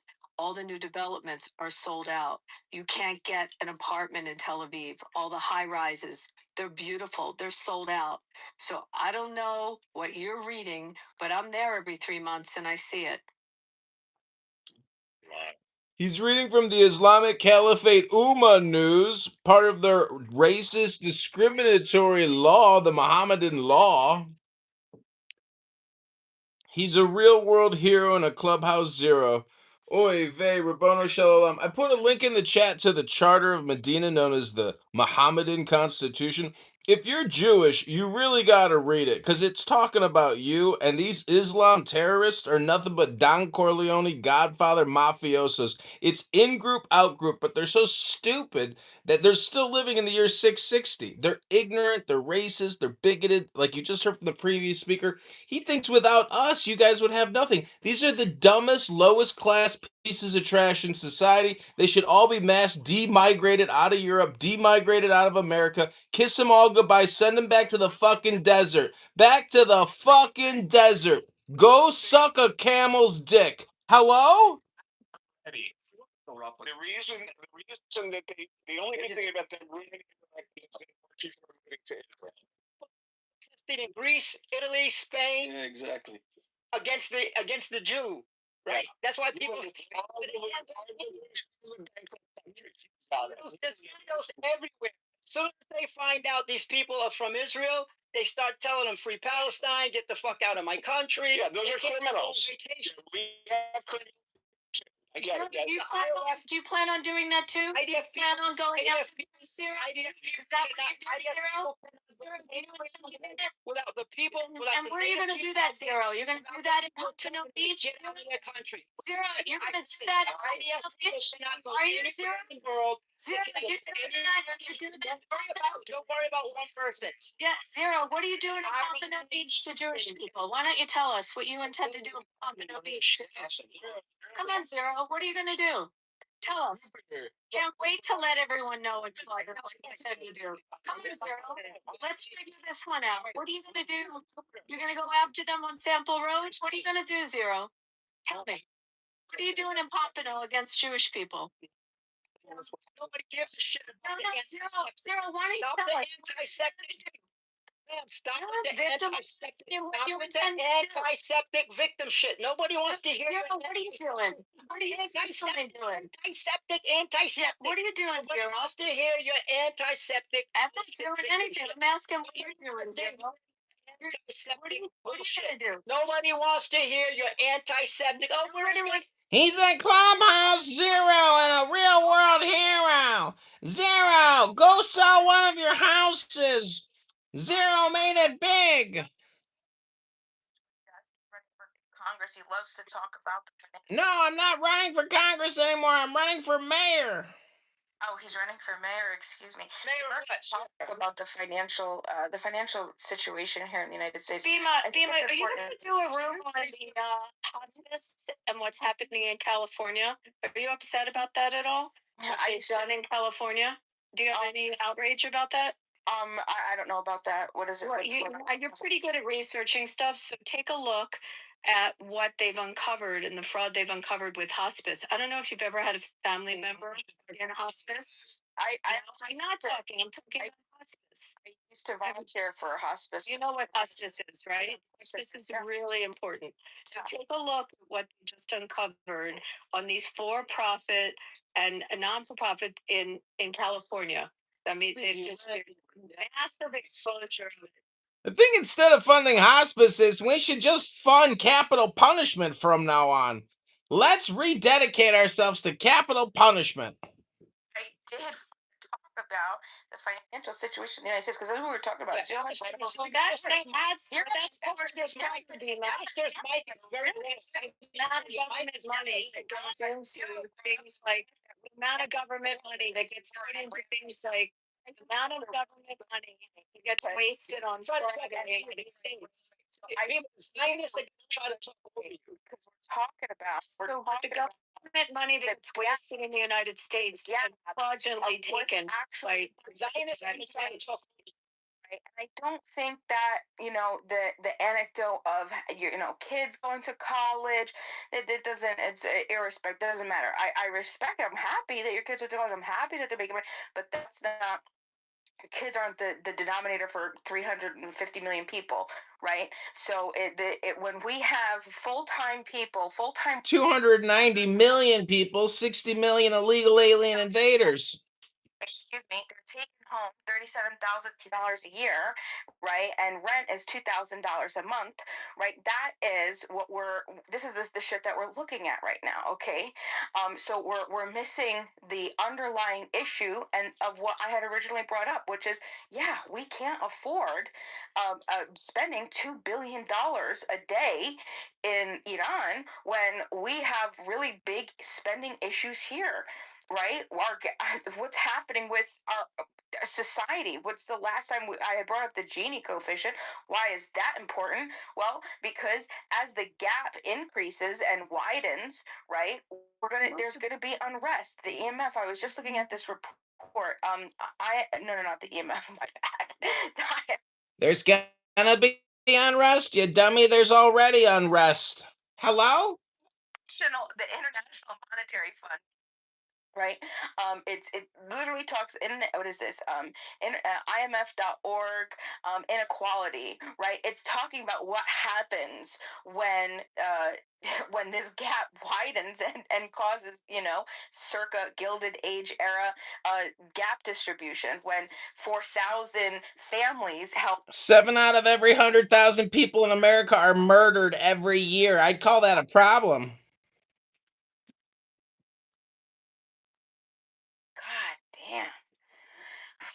Did you hear that gullet? That fatty little voice? God damn! 7 out of every 100,000 every month, every year get murdered? God damn! You have to be I know, and I hate over modding people, Zero. I really, really do. It's like I really, really hate it. That's why I mod other people because I like them to do it because I hate being that person. I want to believe that maybe just maybe 5, 10, 20 chances people are gonna come around. Oh wow, I'm an adult. Wow, I don't have to overtalk somebody when somebody else is talking. Wow, we can have a civil discussion one at a time, right? I always have that hope for humanity. Unfortunately, that's not happening well here tonight. So anyway, I did reach my peak. So when last time this happened, when you have 4,000 families holding as much wealth as another 11.5 million families, all right, and they're living this particular lifestyle, when you have 10% of Americans holding 93% of all stocks in the United States, and I mean this is going to be a working class type outrage, and it's just going to get violent, as we're seeing, right? Violence is going to happen if we don't balance our damn budget. This is what we have to do. This is the most important thing. I truly believe this. Bill, you talked about it the other day, and I think that right now, if anybody's voting, everybody should be making sure that they are making certain that they're This isn't very good. keep spending, Power keep of the spending. purse belongs. Doesn't look like we could keep spending, right? Our Gini coefficient is as it was. Our wealth this is 2019. Who knows what it is now? Okay, that was the same as the Gilded Age. I'm telling you, we're gonna see more. People are just gonna start thinking like this Kareem guy. Let's just burn down the warehouse and F it, right? So this is the fact is that it's stability across the nation, and we don't have that right now. We're not 80% of Americans aren't able to keep up with the inflation right now, and this is what we need to be focusing on home. Yeah, I do real estate down here. Okay, for the last 20 something years, I've been selling real estate in Miami-Dade, Broward County, all the way down. Palm Beach, Jupiter, all that stuff. Yeah, all the way up to West Palm Beach. I keep going. Okay, cool. But listen, I get to talk to everybody, the rich to the rich, the poor to the poor. Okay, and I remember before COVID, I used to help young people under 40 buy a house. Say about 2018, 2019, the interest rate on the loan was like 3.5%. You could put like 10,000 down, get a house, blah blah blah. That was fine. Today, forget it. The young kids today, all they're doing now is pulling up with themselves like 2 or 3 friends, and they're renting 2-bedroom apartments for like $2,500 because they cannot buy a house like they were able to just 5 or 6 years ago. It's just not happening. So I understand exactly what you're saying. I've talked to all these people, and even the rich are like, I got to sell my house. I got to drop the price, 100,000, 200,000, because nobody's buying. That's what's happening right now. The reality on the ground in Florida. They use recycled money. It's fake money. These people, these rabbis are printing and give it to you as a money. It has to be dismantled. Back again to the real money. What you earn is what you own. Okay, and people should be liberated and freed from this kosher or sorry, I could say it like a usury, demonic Baal system. And I think What's usury? What's usury? Why don't you define it? What's usury? To obliterate the feathers and hunt them down. Define it. a war against Define the term. Define the term. and Iran. It's actually a war between humanity and a rabbinical usury system. What's usury? Define the term. Define it. United States printing fake dollar, okay, and doing this cycle, we have to siphon it down. I mean, tell me how usury works. What states have usury laws in the United States? thrives and lives. Can you define the term? Would be much more better without this usury rabbinical system. So tell me how you use. Tell me define usury, Yahweh. You're talking about a term. What's the term mean? You might ask him to define it. Right now, the interest rate on a loan is 6.9%. What's usury? Can you define it? Yeah, could you finish and then Zero? I'd like to hear what you had. So I think this is an opportunity for people who are seeking human liberty to dismantle the petrodollar scam, where people, even the Federal Reserve should be dismantled, and Americans should live under the sun without being captive by any banking system. And this thing should really start. This is a liberation of We humanity. did not have a federal system. We did not even have 2 years ago. We didn't have. I'd like to talk about this for a second. Yeah, wait, could you finish what you were saying? Yeah, but the thing is that after the Bretton Woods issues and the United States imposing the dollar, Goes back to Britain. And we've got here some kind disturbing for a reason. What word did you just call me? What did you just say? What did you just say?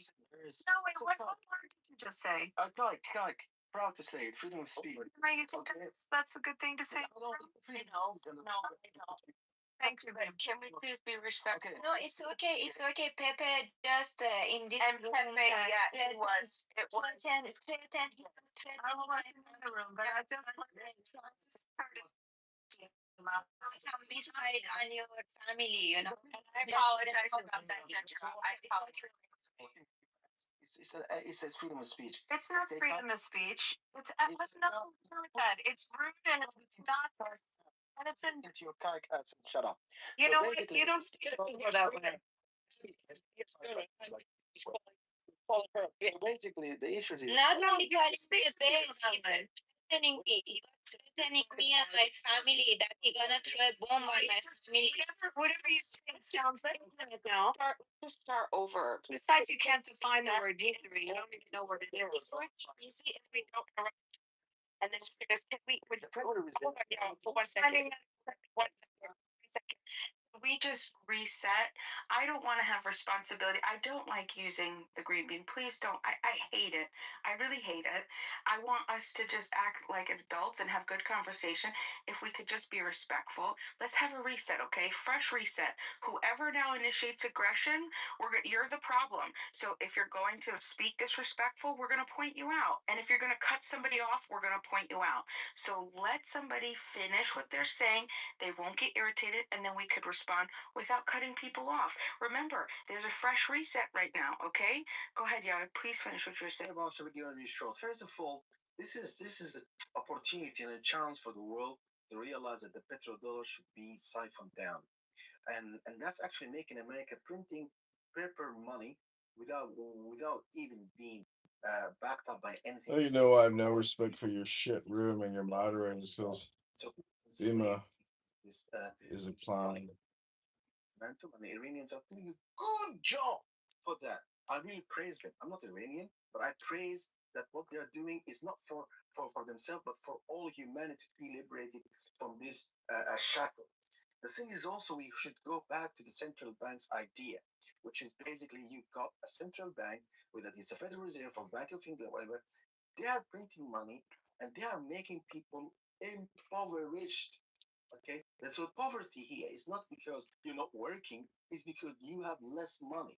Whatever you're gonna do, the central banks is gonna print you the money and control the supply of money and put inflation and control the inflation. What we're going to do, free the people from the central banks, let the people control their wealth, they control the money, and there will be no poverty, Bima. That's the only thing. And there will be no even wars. I'm telling you, there will be no war because all the war is because of that. So I'd like. So that's interesting. Thank you. I'd like to talk about that.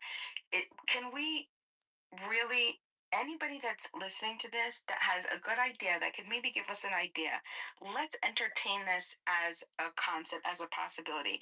If the petrodollar was to be null and void, if the USD, the US dollar,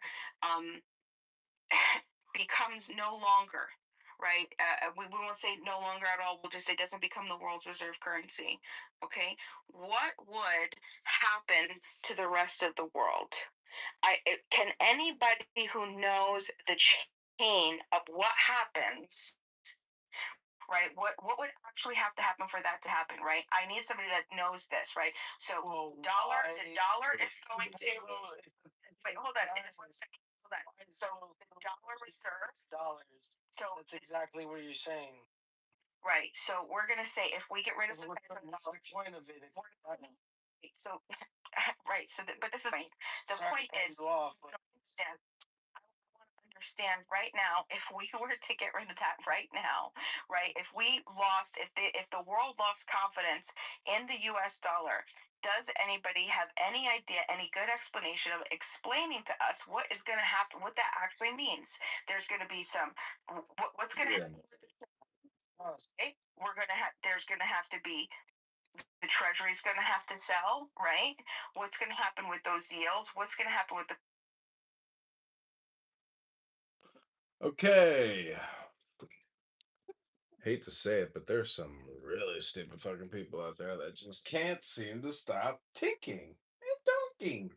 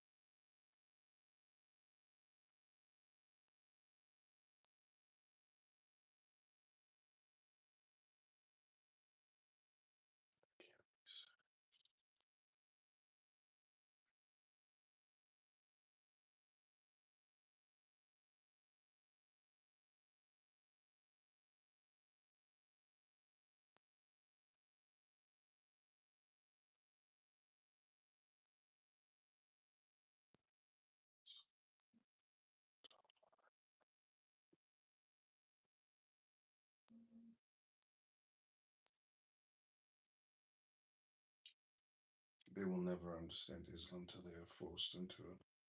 And then it's too late. They can't be saved. I listen to people very closely. They're saying the same stuff from fun. And still learn.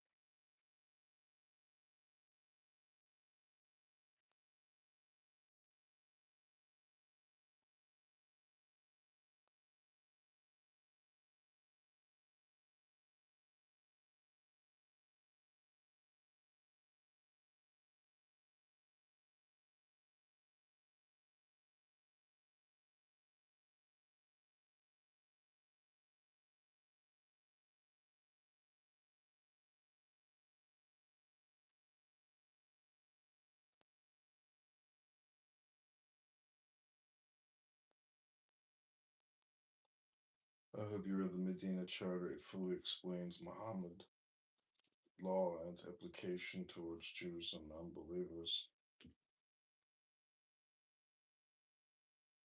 It's such a scam.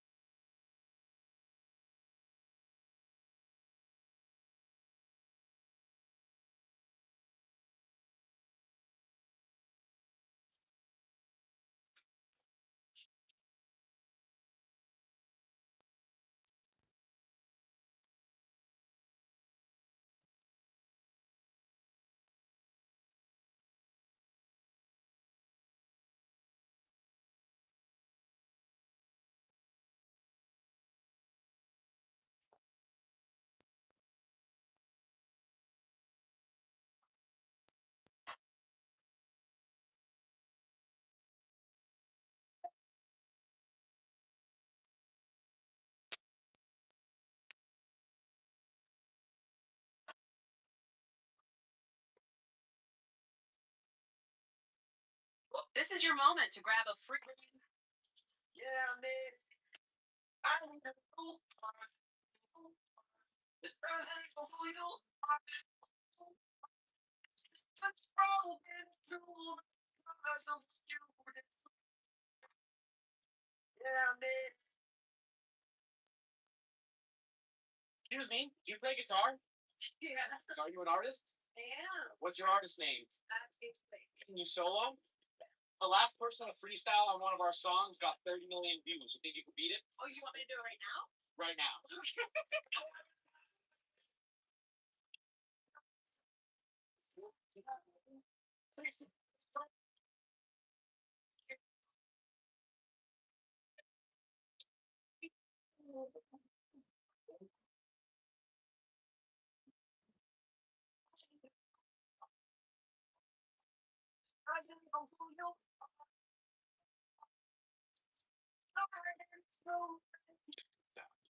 Excuse me, can you rap?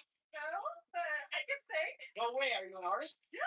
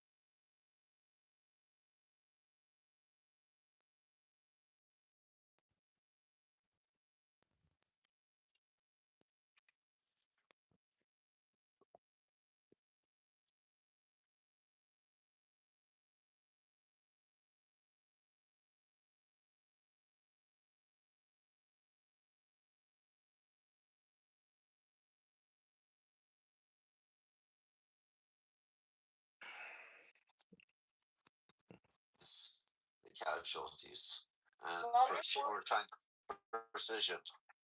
Man, I'll tell you something. Most of the infrastructure inside of the Iran, it belongs to the era of the Shah. They didn't put the brick on top of the brick during the past 47 years. Yeah. Can you believe that they sunk the oil platform? How you can sunk the oil platform? They Unbelievable. the people, they kept it for themselves. Yeah, of course. Ali, they spent it on terror. They're playing with their violent toys, killing the Yemenis, killing the Syrian. Look what they did in Syria. That's one of the greatest war crimes in history. What did they Of kill? course. 650,000 Sunni Arabs and Christians for what? They put that monster in power, Assad, and then look what they're doing with Hezbollah in Lebanon, killing all the Lebanese people. How dare they? No, and they're not giving up. No, well, they're going to give up soon. You know what happens? Either they surrender or we wait for a while and then we finish the job that we start. Well, do you see all those aircraft carriers we have there? They're not there to fool around. That's more military power than you guys have ever seen in one place. We can't even tell you what's on those aircraft carriers. Never mind Israel. Israel's just a little brother. America's the big brother. Yeah, You don't want what happens next. What happens and, next is and one thing for the Americans is, guys, if you do want a peace in the Middle East, you need a stable Iran. That's a fact. The moment that Iran falls, all of the countries aside from Iran, they've fallen. Right? Between the 1979, we haven't had these things, these bullshit. And Iran falls, and you got to remember, and the next generation, something happens to Iran. it kind of brings down all of the countries in the region, and it's going to create a massive problem for generations. It's not just a 10 years thing, it's not a 50 years, it's hundreds of the years.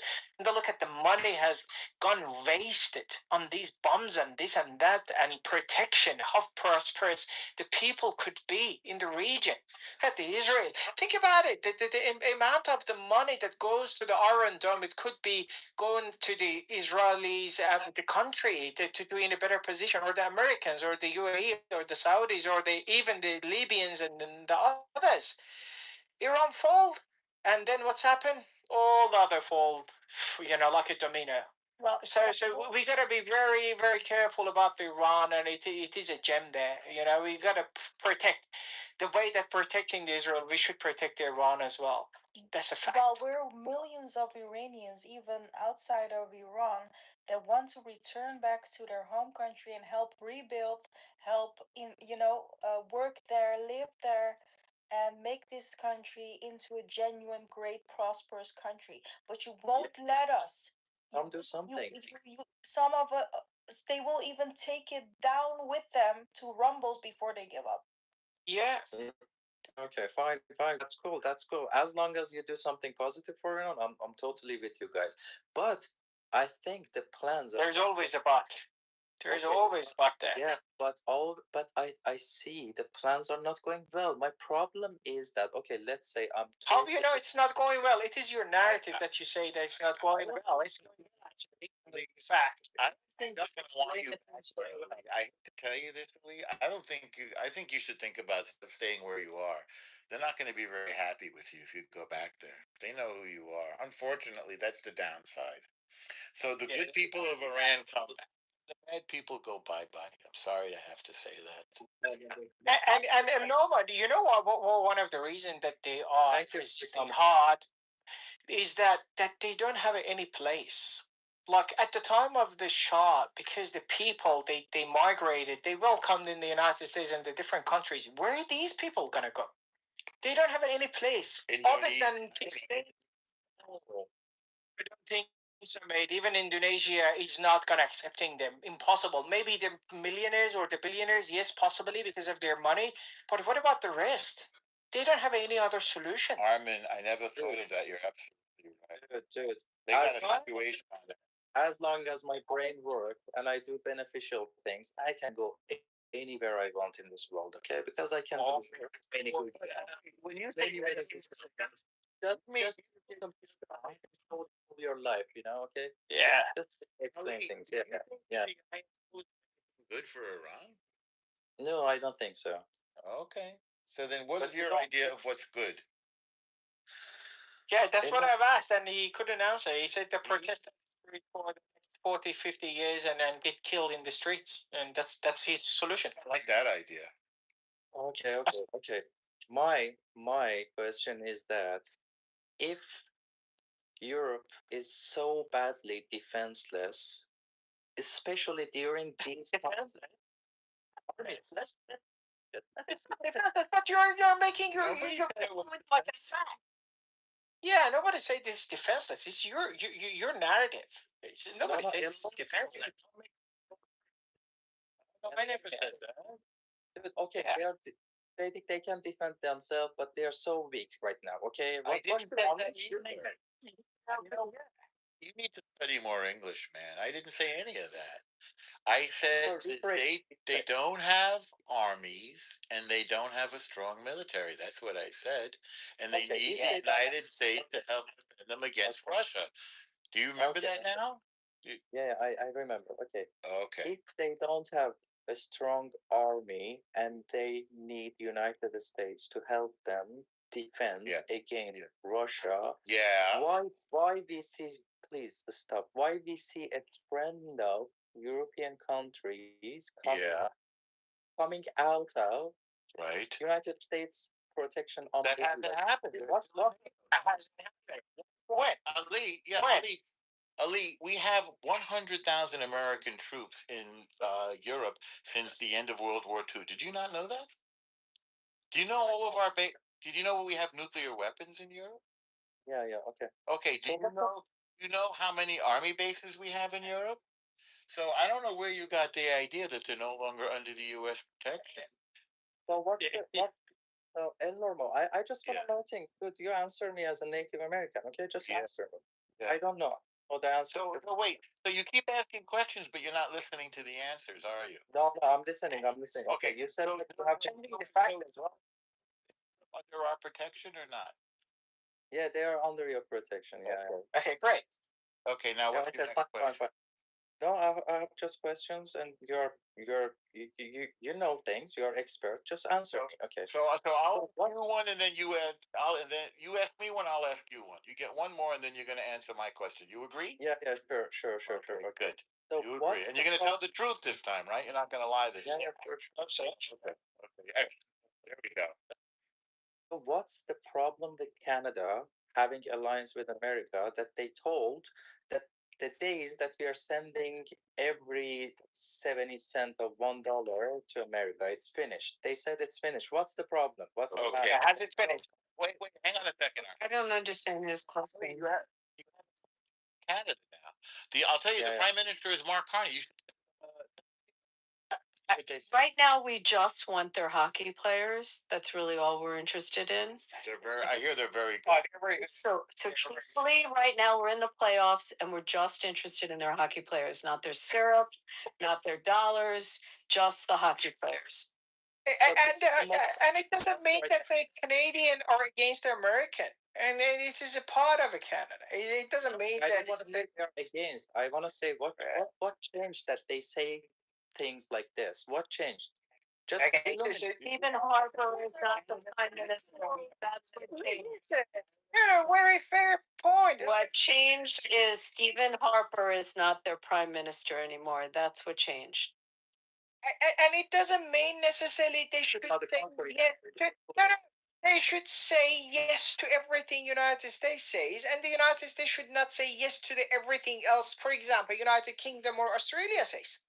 It's a relationship. Sometimes you say yes, sometimes you say no. But you're great allies. You think that whatever the Americans say, Israelis say yes? No. I have to amend it. I kind of want their Putan too, the hockey players and the Putan. Yeah. That seems more than I'm not a fan of the Putan. You're a fan of the Putan too? Yeah. I like the Bhutan with everything on it. Everything on the Putan? Oh.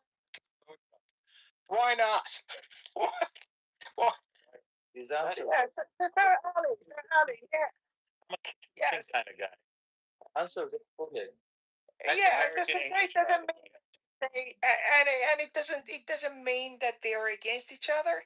It doesn't mean that. Sometimes they say yes, sometimes they say no. It depends on the country's situation and the circumstances. Armin, but we did kick their ass in the, we did win the gold medal from them. I mean, we have to acknowledge that. And they haven't won a Stanley Cup in how long, Canada? Sorry, Rafi, but you know what? Just the way it is. Don't be in the. And they apparently cheated curling, which is very. Do they cheat? They do cheat at curling, right? Yeah. I think they play against themselves. It's fine. So now it is Aloma. It is your time for your question. And they booed the Star Spangled Banner, which is a whole issue for Americans. So that was really horrible.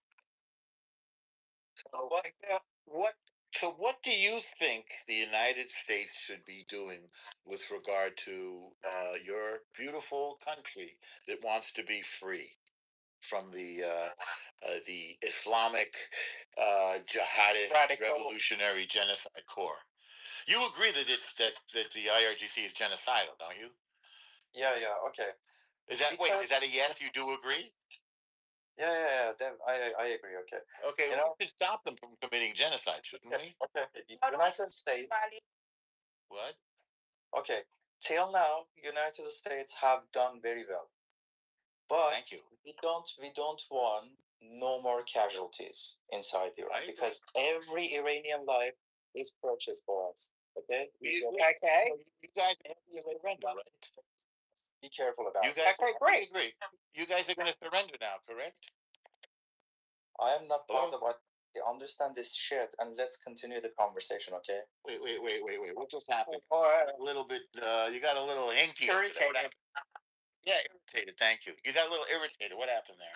Yeah, dude, because you are acting so fucking foolish, and look at how old are you, but you're acting. Dude, that's very insulting. Why do you have to speak vulgar words?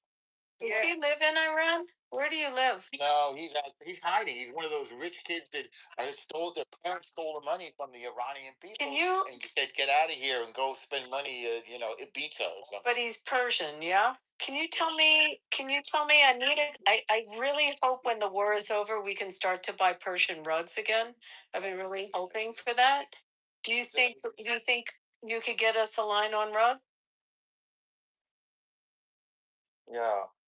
I'm a little bit embarrassed about this question, okay? I have another one for you. I understand that you have flying carpets over there. Can you get me one of those? Always wanted. See, maybe that would help. Are they good? No, the funny part is, I'm literally sitting here thinking, are they little gas propellered ones or they're like they're like 46 with this shit?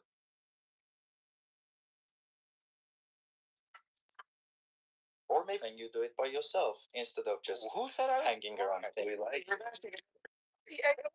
what?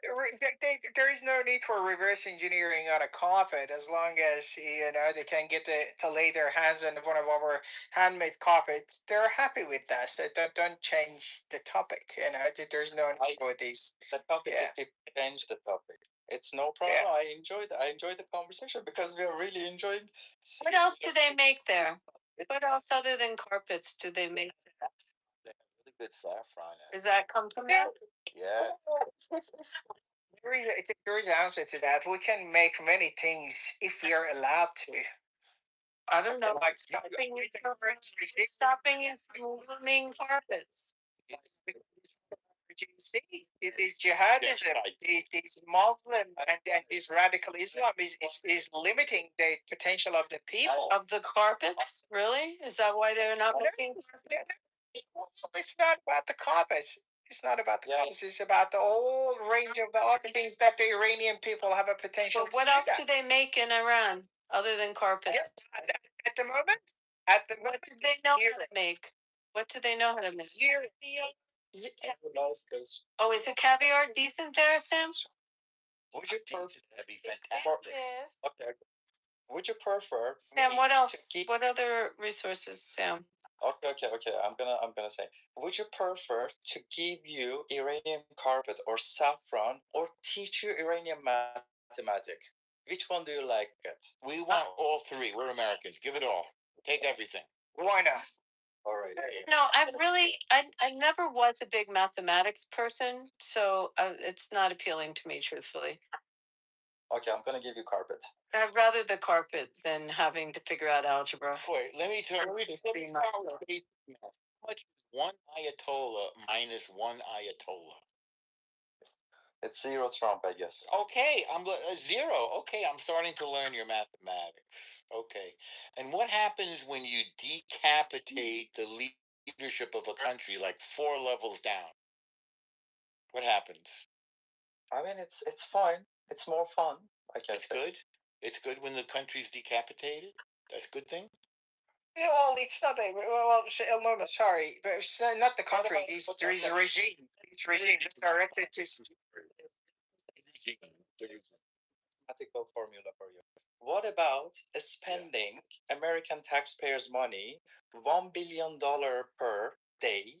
Yeah. Which, okay. Well, it's $420 million for all. I want to answer your question. First of all, we don't know.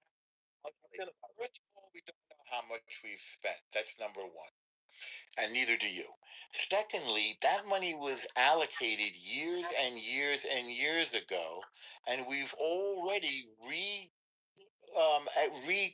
submitted a new budget to Congress for our military. Hang on. What happens is, what about hang on, Lee, I have billions of dollars there? When we finish using old stuff, which is still like 1,000 times better than anything that this IRGC has, the new money, the $1.7 trillion that we just decided to spend on our military, will create new stuff that's even better. We really like those B-2 stealth bombers and the F-35s, by the way. But Israel just wrote some new software that's going to make them even better. So Ali's question.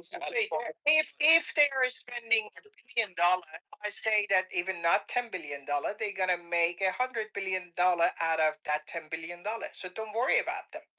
They know how to make money, right? So they're not wasting their money, not a cent of it.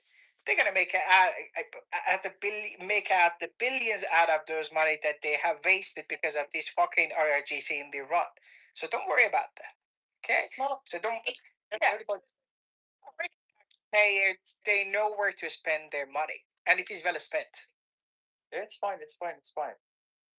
I also, how about we take 50% of the oil? No matter what we say, he goes, it's fine, it's fine, it's fine. Yeah, of course he does.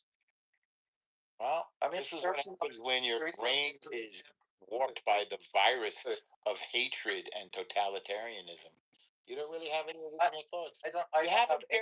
You haven't shared any original thoughts. Why is that? I just try to say that everything happening is irrational. Is what? For me, irrational. All punish. Is he? Look at the they decided to go the other way. Is he in the Matrix or is it me? He's in the Matrix. It's Matrix. All of us. All of us. He's in a carpet factory probably right now. Oh, I wonder if he's flying around.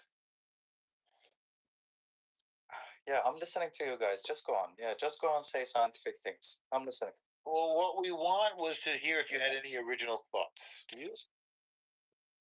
Probably the terrorist. What? Okay. You heard my original thoughts. You go on. I'm listening. No, I haven't heard your original thought. Your original. Your logic. I'm fine. I'm fine. I'm listening to you. Go on. What? I'm on your side. Go on. Listening. So, you see, this is what they said about the IRGC, that they were tricky liars. And Ali, I'm a little disappointed. I'm a little disappointed in you, Ali, because I was hoping you would act like a human being, not a tricky liar.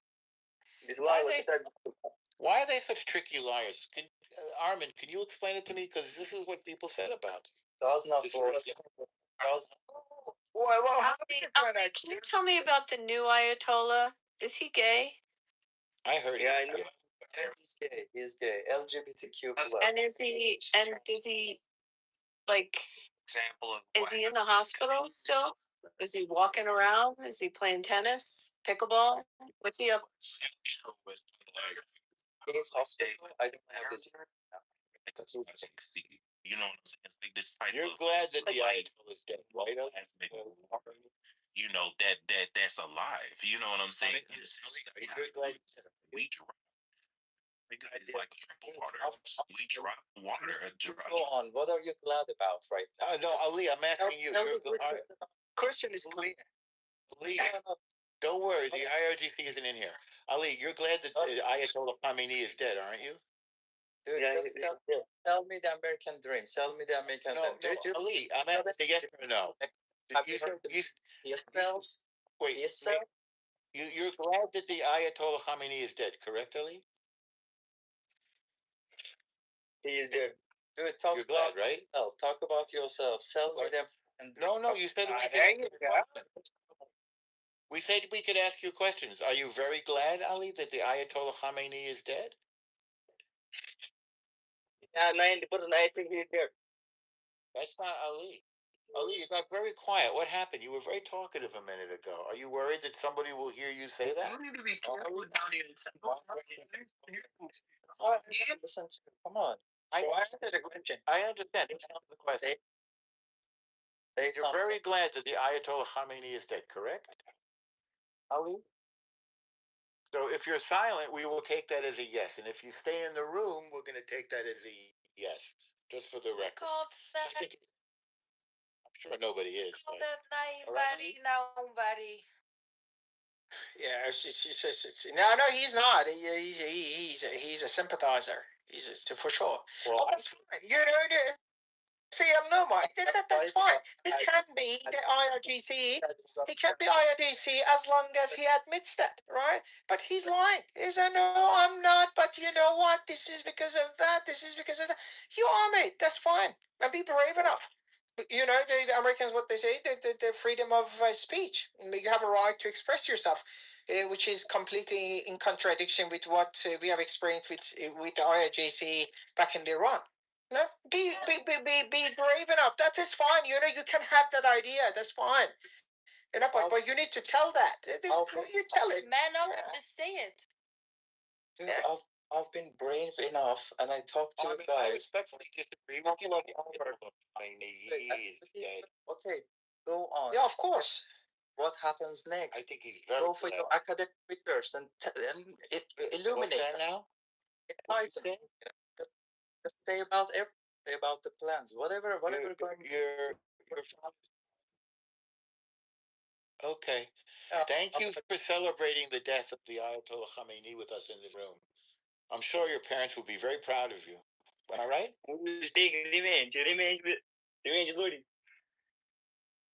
I think you guys ran him away. Left. Yeah. Oh, Oh, do you know Farsi? A little bit. No Farsi. Nice. Enough to burn you. Enough to burn you. We don't have to burn it. I'm burning right now. Yeah. So anyway, guys, so there is no point to talk to these people. They're gonna say the same thing and asking the questions and around and around and around and around. You know, we in Persian, probably in English, you do have the same words that you say that you can wake up someone. Someone is asleep, but you cannot waken up someone that pretends sleeping. You know, he's one of them. So you can never. Very clever. You know, a good one. So it's not going to happen. Do not waste your time, and thank you very much for all of you guys. With all of the intention, you're supporting us, you're helping us. It doesn't matter. It's because your interest aligns with us or not. But we know for a fact that the safe and prosperous Iran would benefit all the world, specifically Americans, Israelis, and all of the countries in the region. 100%, Armin. Very well said. Very well. Some companies from England, at the moment, they are on top companies in the world. The capitalism created a giant company in US that they provide job, productivity, innovation, everything that you can imagine is in US created. No. It's not in the US. It was Fred. It was invented. It was invented in the US. But listen, let me explain why it is that we're getting everything from China today.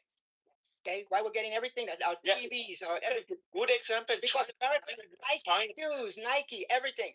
But dude, it was invented in America. It's not being produced in America.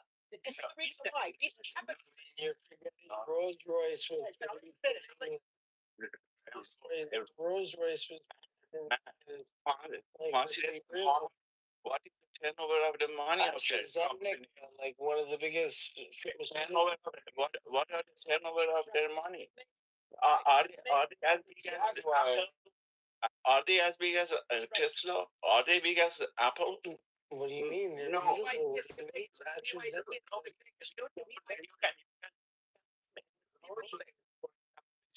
Yeah, Rolex is beautiful, but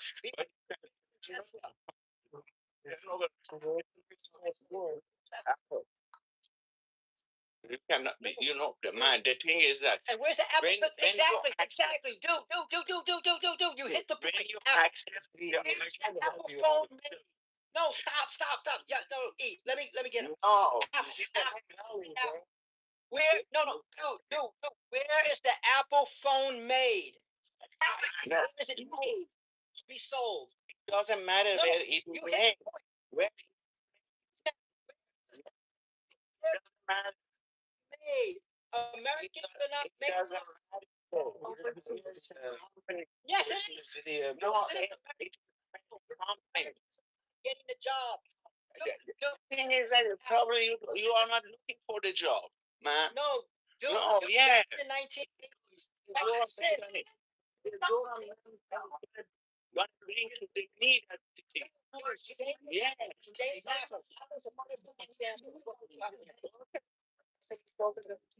This is the problem, okay? This is capitalism. Let me explain capitalism real quick, okay? Here's what it is.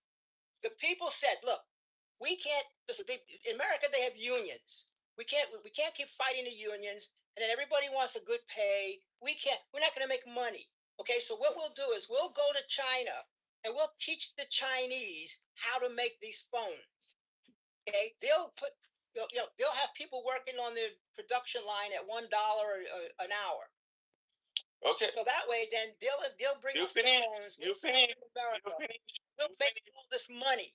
You finish. This is You what they finish. Let him finish. Let him finish. I want to hear an argument.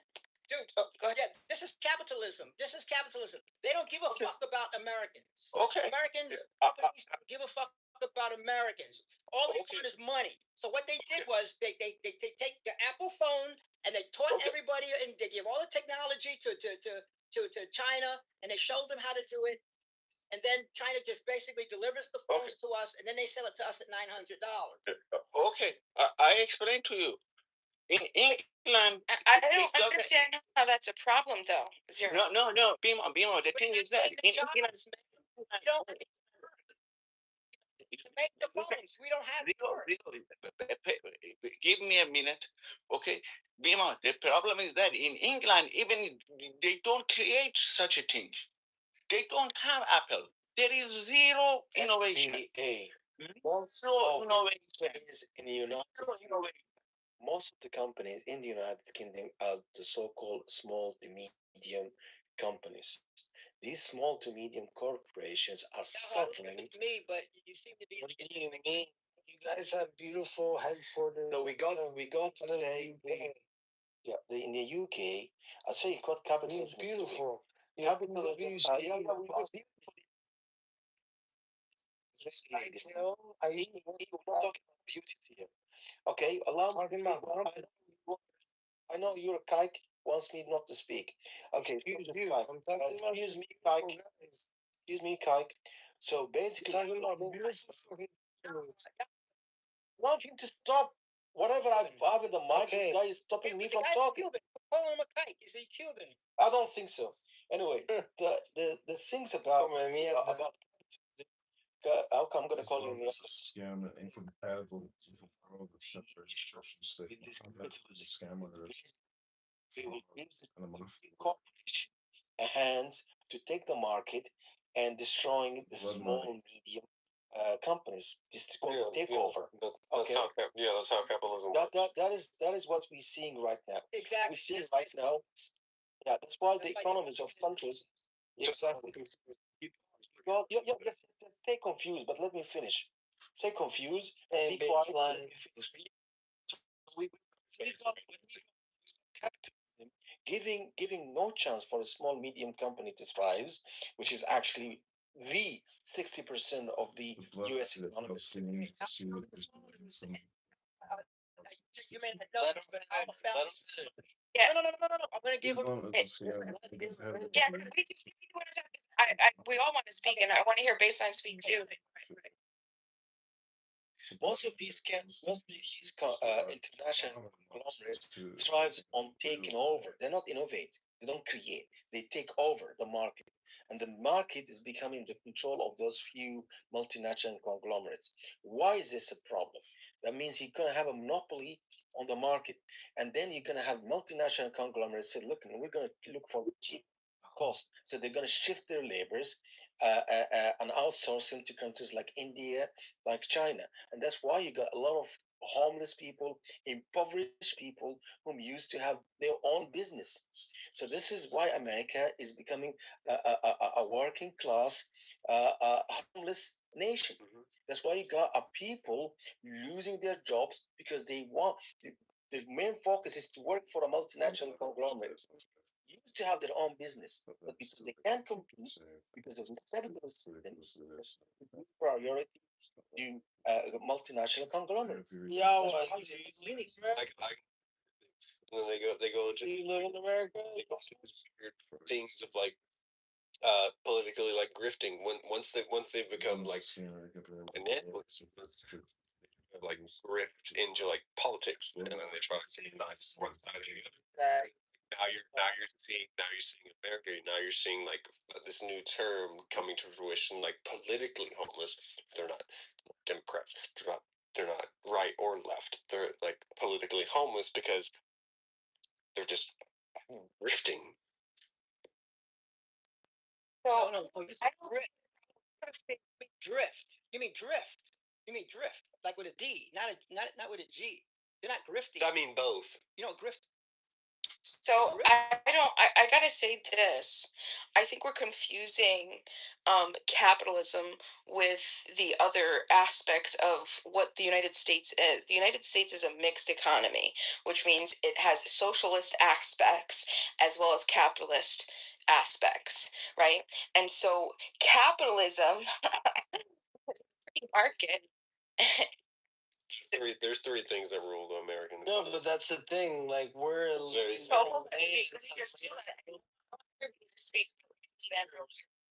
feel me? Like I'm here from Cuba, and it's like it's not capitalism, but it's like damn, we're trying to escape communism, and like Cubans are the biggest in Florida. Not trying to take the stage, but I'm like, when you say that, I'm like, that's what America is. Like, that's the beauty of it. Come here, escape, create. I don't see much beauty. So I see. As I was saying, from Europe. So the Latin America, fucking Southeast Asia. Come on, bro. All right, dale. Dale. I'm mute.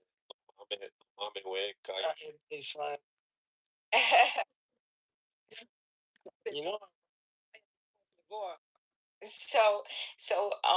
My argument is that what we're identifying is not like having big corporations chase it. No, that's not. That's the system. That is the social. That's the government backed favoritism. That is what the government uses, using subsidies, using regulations, using tax favors, bailouts, political lobbying. You have the licensing barriers, and most importantly, which I'm very outspoken about this, is the patent system, right? Yep. You have a patent system, which literally the entire intent of the patent system is to stop competition. Nope. It's to so thank you so much. Yeah, but well, that's so my point is that, and I'll land here. Yeah, I'm sorry, I know I'm long winded, but the point is that no, I disagree. I think that capitalism is what we need. I think when we see, because under capitalism, you're not forced to buy a product, you're not forced to work for it or sell to it or to pay it under. I'm talking like explicit coercion, right? Right. You don't understand socialism. That's the problem with Americans. You're not understanding what it is. And also, you mentioned bailout. So then let's define that. Then let's get clear. Let's be linguistically decisive and define socialism and capitalism. Okay, let's just address one thing that you mentioned. You put bailout under capitalism. No, you have to pick that up and put that under socialism. Right. No, that's what I'm saying. That's exactly what I was pointing to, because that is not capitalistic.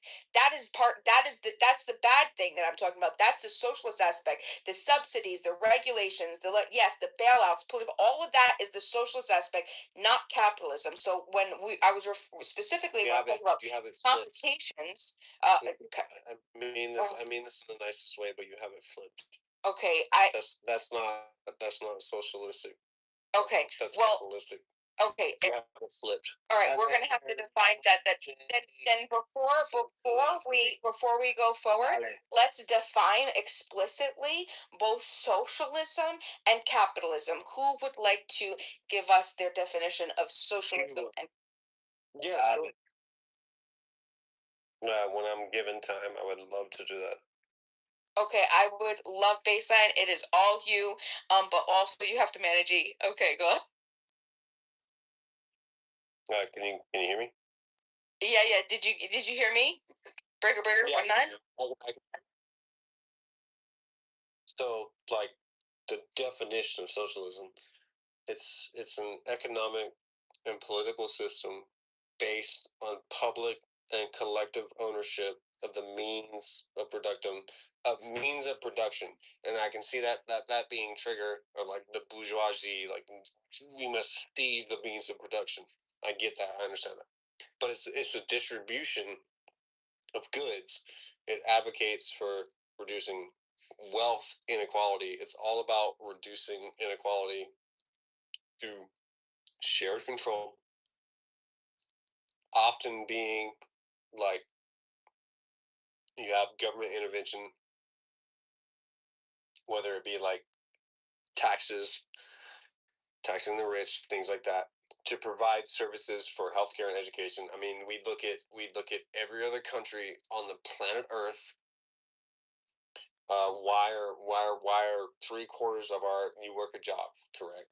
Like, why are 3/4 of our job and our taxes going to the military industrial complex when that money could be being spent on like affordable health care, or free education, or roads being paved, or affordable like buses bringing your children to school, things like that. And the news and the media teaches you that these things are like inachievable, but in reality, like every other fucking country on the planet Earth, that's already implemented. Yep. So why is socialism being compared to communism in America, when the reality is affordable gifts? To make it pretty. They don't want us to go there. They want to go down that road. They have the billionaires to control. All in. That's literally all in. So that, like, fucking, you look at Alaska, you look at the territories, you look at Puerto Rico, people, you look at Canada, you look at the Nordic countries, you look at every other fucking name, any other territory and or fucking country on that. Bro, look at and they have go to school. They're fucking, they're being paid to be fed. They have homes to live in. They can fucking break their leg and go to the doctor and pay 50 fucking pesos or bucks or whatever the equivalent. You know that next year Mexico is going to have free health care. Like, Mexico. Free Chicago. World can't because we're so focused on the big goal, because we need to spend more money on fucking Poland missiles, which is $8.5 million fucking dollars. Like, you're telling me that that's more important? And it can't even hit shit. Get the fuck out of here, dude. Like, you're telling me that we have school shootings happening every 3 fucking days? We have military rapes and murders again. We haven't even touched the fucking Epstein files, but yet we're giving millions and millions and billions of fucking dollars to Israel. But we can't afford free healthcare. We don't have enough money for that shit. We don't have enough money for that. We have enough money. Ukraine, every fucking politician to go fucking stroke their dick, flick their fucking cunt, to go to a fucking golf. Get the fuck up out of here. Burn the motherfucker down, bro. You're speaking like one like president at your college. Light that motherfucker on fire, drag him out, fucking Gaddafi that shit, shove a fucking screwdriver up his asshole, burn that motherfucker down. We need to start the fuck over, because this shit ain't fucking working. So I get that. So the socialism, you define socialism, right? But I'm still confused as to why you think that the regulations. Yeah, I'll give you a simple explanation. Socialism. You see, it's three things. It's very simple. I think it's fog energy. You have technology. No, hear me out. You have technology, bro. You have a tech. Shut the fuck up for a second. You have technology, a marketplace, and a government. You have a technology that increasingly replaces the warmth of human contact with efficiency of cold machines. You have a marketplace that convinces you that you're only important as the machines that you affect. And you have a government, by its bigness, convinces you that you are too small to affect change. But just like all those three things, the very platform, the very fucking platform, the sturdiness of the fucking can be humanly changed and can be humanly conceived. The very next step that you need to take are the steps that shall lead to your human, social, physical, and sociological fucking liberation. Or do you just take a crap? What do you mean, crap? Craps the game. Yeah. Just let me search about it. Maybe I know it. Search it. It's there's a pass line and a go line. And you can have a hard six. You can have snake eyes. Google snake eyes. Word snake eyes.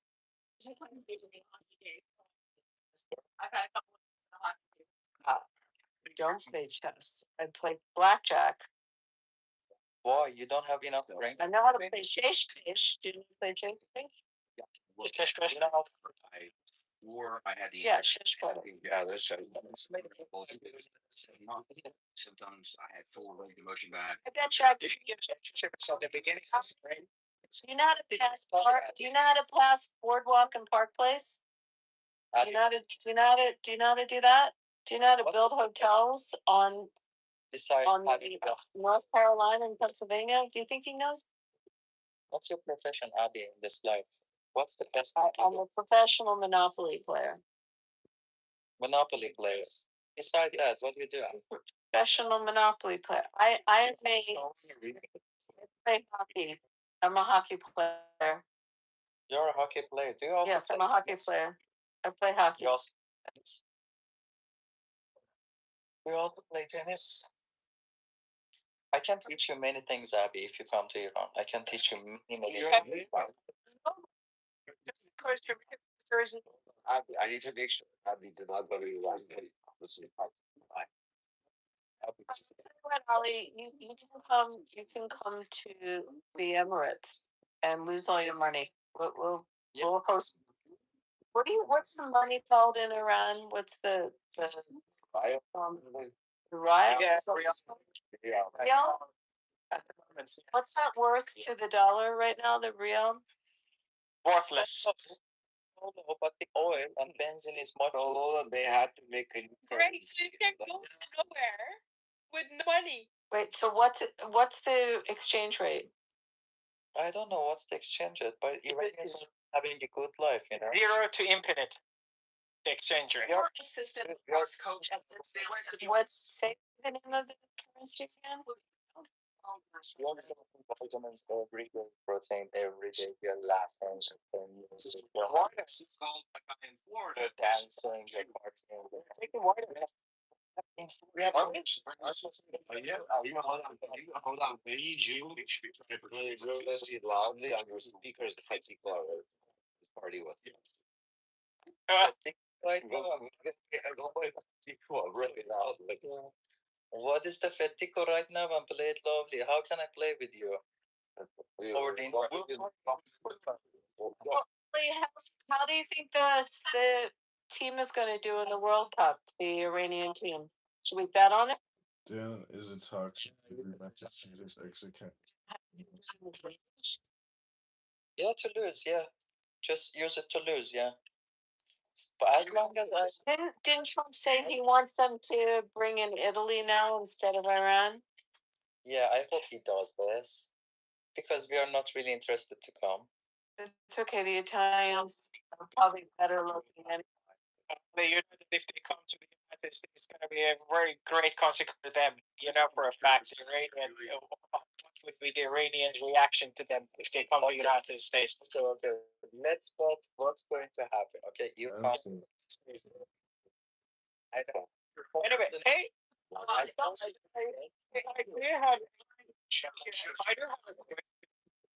And the question is that we as an Iranian, which we are opposing the regime, what do you think as a friend, what we should do that we haven't done? That you think that, hey, you guys, Iranian, this is your country, like you should have done this. Right? It is great to hear from you guys because you're the outsiders toward our country and you're contributing to this war and you do have some stakes here. What we should do? Conversation. Yeah, what we should do. You say. Come on. Your people say what we should do. How we should bring democracy back. No, that's not my question. Don't change it. I see that what we haven't done that we could do.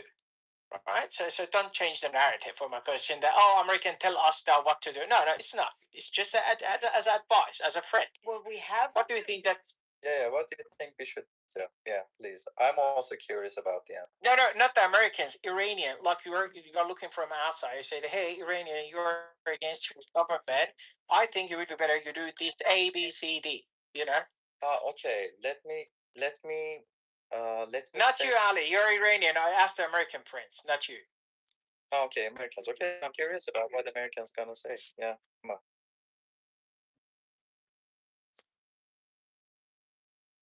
El Norma, maybe you.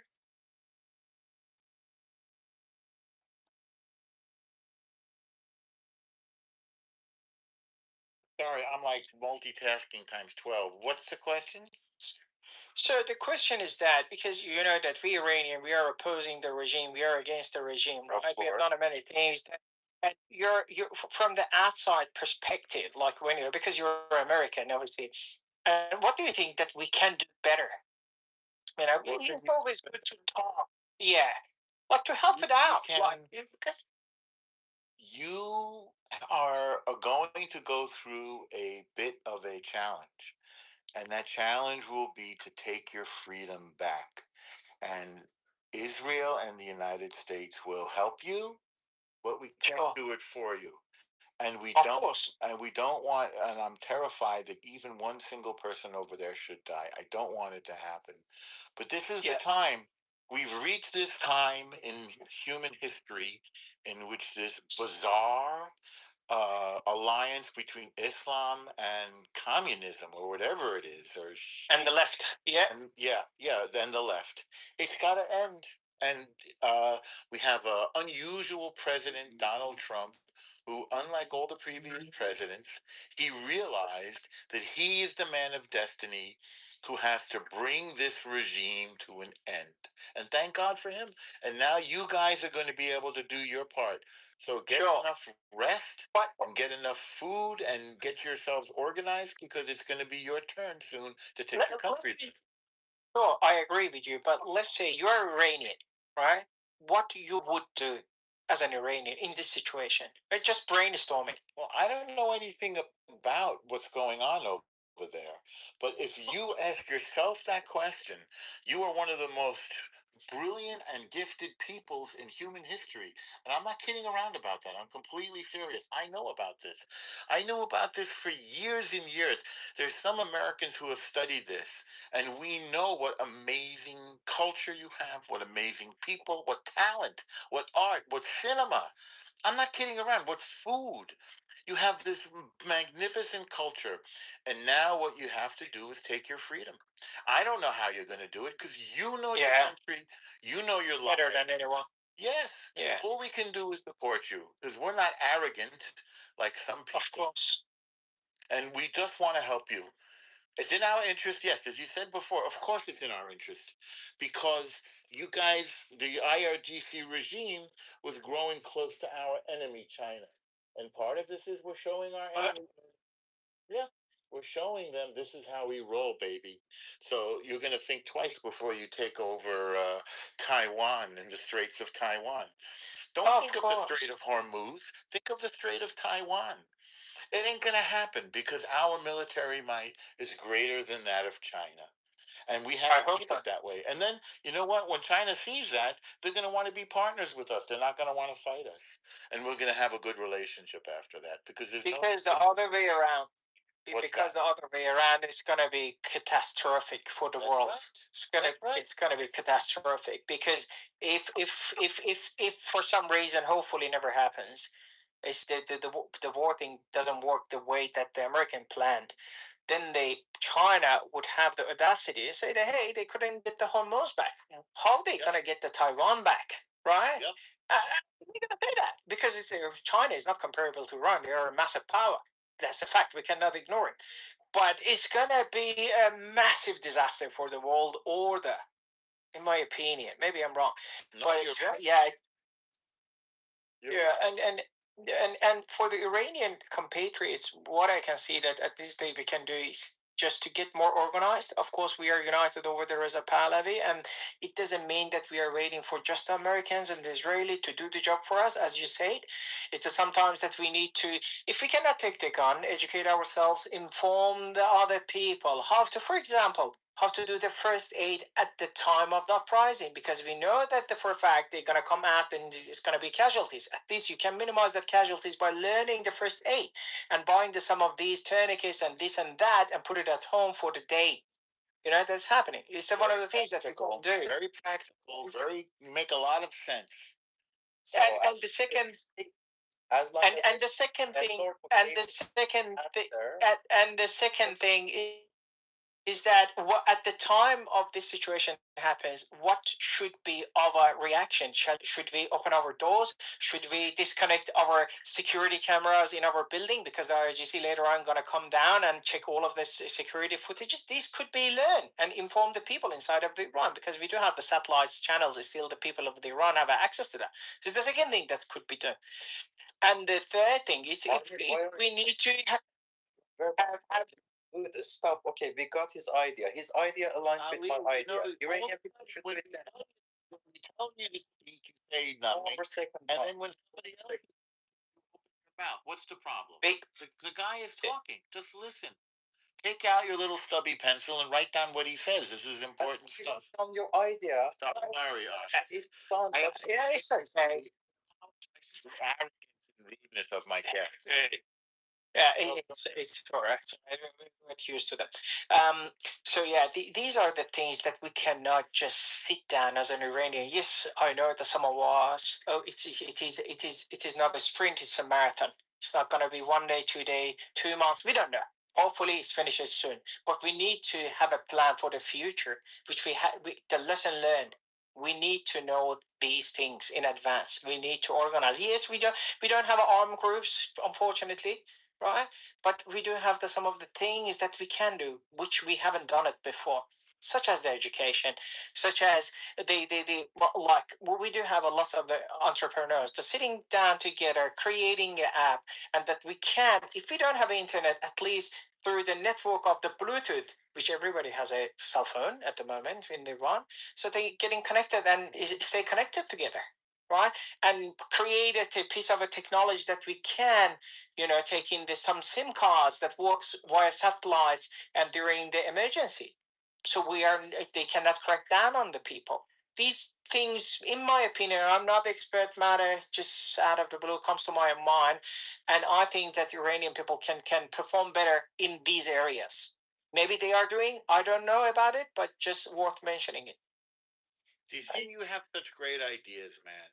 I told you, you know what to do. You know better than me. You're much smarter than me. Thank you very much, Armin. Thank you. Thank you. Elaborate all the details. The next one says his or her idea. You don't talk this much after that, because we want to gather the ideas from the group. Look at that. Just let the people talk. Oh, I don't know why you're reminding me of the Harandi, the regime propaganda agent. This pops up on the Western media. Marandi, yeah. Yeah, exactly the same accent, exactly the same English, the word, everything's the same. You're talking 99%. Okay, just let them talk. Come on. And El Normo's plan for Iran's liberation is exactly my plan. It should be done by the hand of Iranians. Okay, next. Yeah, no, it's not. El Normo has nothing in common with you, mate. Nothing. Sorry to say that if you listen to Iranian people take their freedom back. And what is the way that he's twisting. He's twisting El Normo. He's twisting. He's twisting your words. Break me out of it. What did I get wrong? Straighten me out, please. I want to learn from you. No, and Norma, you have said all the right things. I agree with you, man. Okay. At the end, Iranians should do it by themselves. I totally agree with you, man. Honestly, thank you. Oh, I didn't listen. I got it right. But maybe in 10 years, he said. Well, I think Like it's going to later, without the war. Maybe it'll be 10 weeks. I don't know. The way that Norma, the way that he's interpreting your word is that, hey, leave the Iran alone. We can fix it ourselves. Do not attack us. Do not bomb us. Americans should leave. The way that he's interpreting your words is this way. I know him to the bone.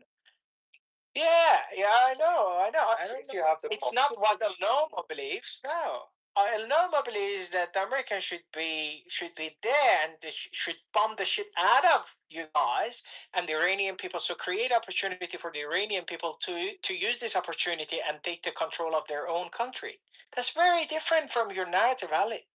Would you keep talking? That's not the same. Yeah, it's not the same. I know you guys better than yourself. It's not gonna work. Forward to the next one. Wait, Ali, what is your position? Who is asking? My name is Ariana. Oh, Ariana, thank you for asking my position. Is this who I think it is? It's similar to, yeah. That's my. Oh. Hi again. Hello. Hey, what's happening? Yeah, I came in the room. I seen you all, Abby, everyone else listening. I didn't know it was you. It's good to see you. I know. I'm back. I was trying to move to the Middle East. I was trying to move to Dubai, and then everything got bombed. I was planning to move there, so not everything. Okay again. I've been trying to move there, but anyways, yeah. Well, I'm trying to try to understand what's going on. Ariana, before stating my own opinion about the issue, I really recommend you to see Tehran, to see Tel Aviv, to see Lebanon. They are really beautiful, beautiful, rich culture places. To see Istanbul, beautiful places. You know, enjoy Middle East. Yeah, and my opinion about the thing about the liberation of Iranians is that there's one little problem. Once you visit Tehran, like right now, there's no guarantee that you can visit the other places after that. Yeah. I'm just saying, but it's a great idea, like great fucking idea. No, just You make said sure you're you not could do in that. DC places. You'll be. Yeah. Just after war, be our Iranian. You know, we are so hospitable. It's good that you keep trying to send people to Iran. It's very cute. Yeah, we have saffron, we have good music, we have everything. You know, you can enjoy Iran. We have really good food, full of proteins and vitamins. Yeah, if you let them come in. Let them come in. I for sure let them come in. I can even send you videos that Americans also come to Iran before this war. But my opinion about and kept them hostage in the prison and ask for money. Yeah. No, I never. I'm not a barbarian. No, you didn't take hostages 444 Americans. I don't remember. I you know, I don't remember. What up? I think somebody's trying to reach us from Iran. Hi there, Mikhail. Are you from Iran? Because your service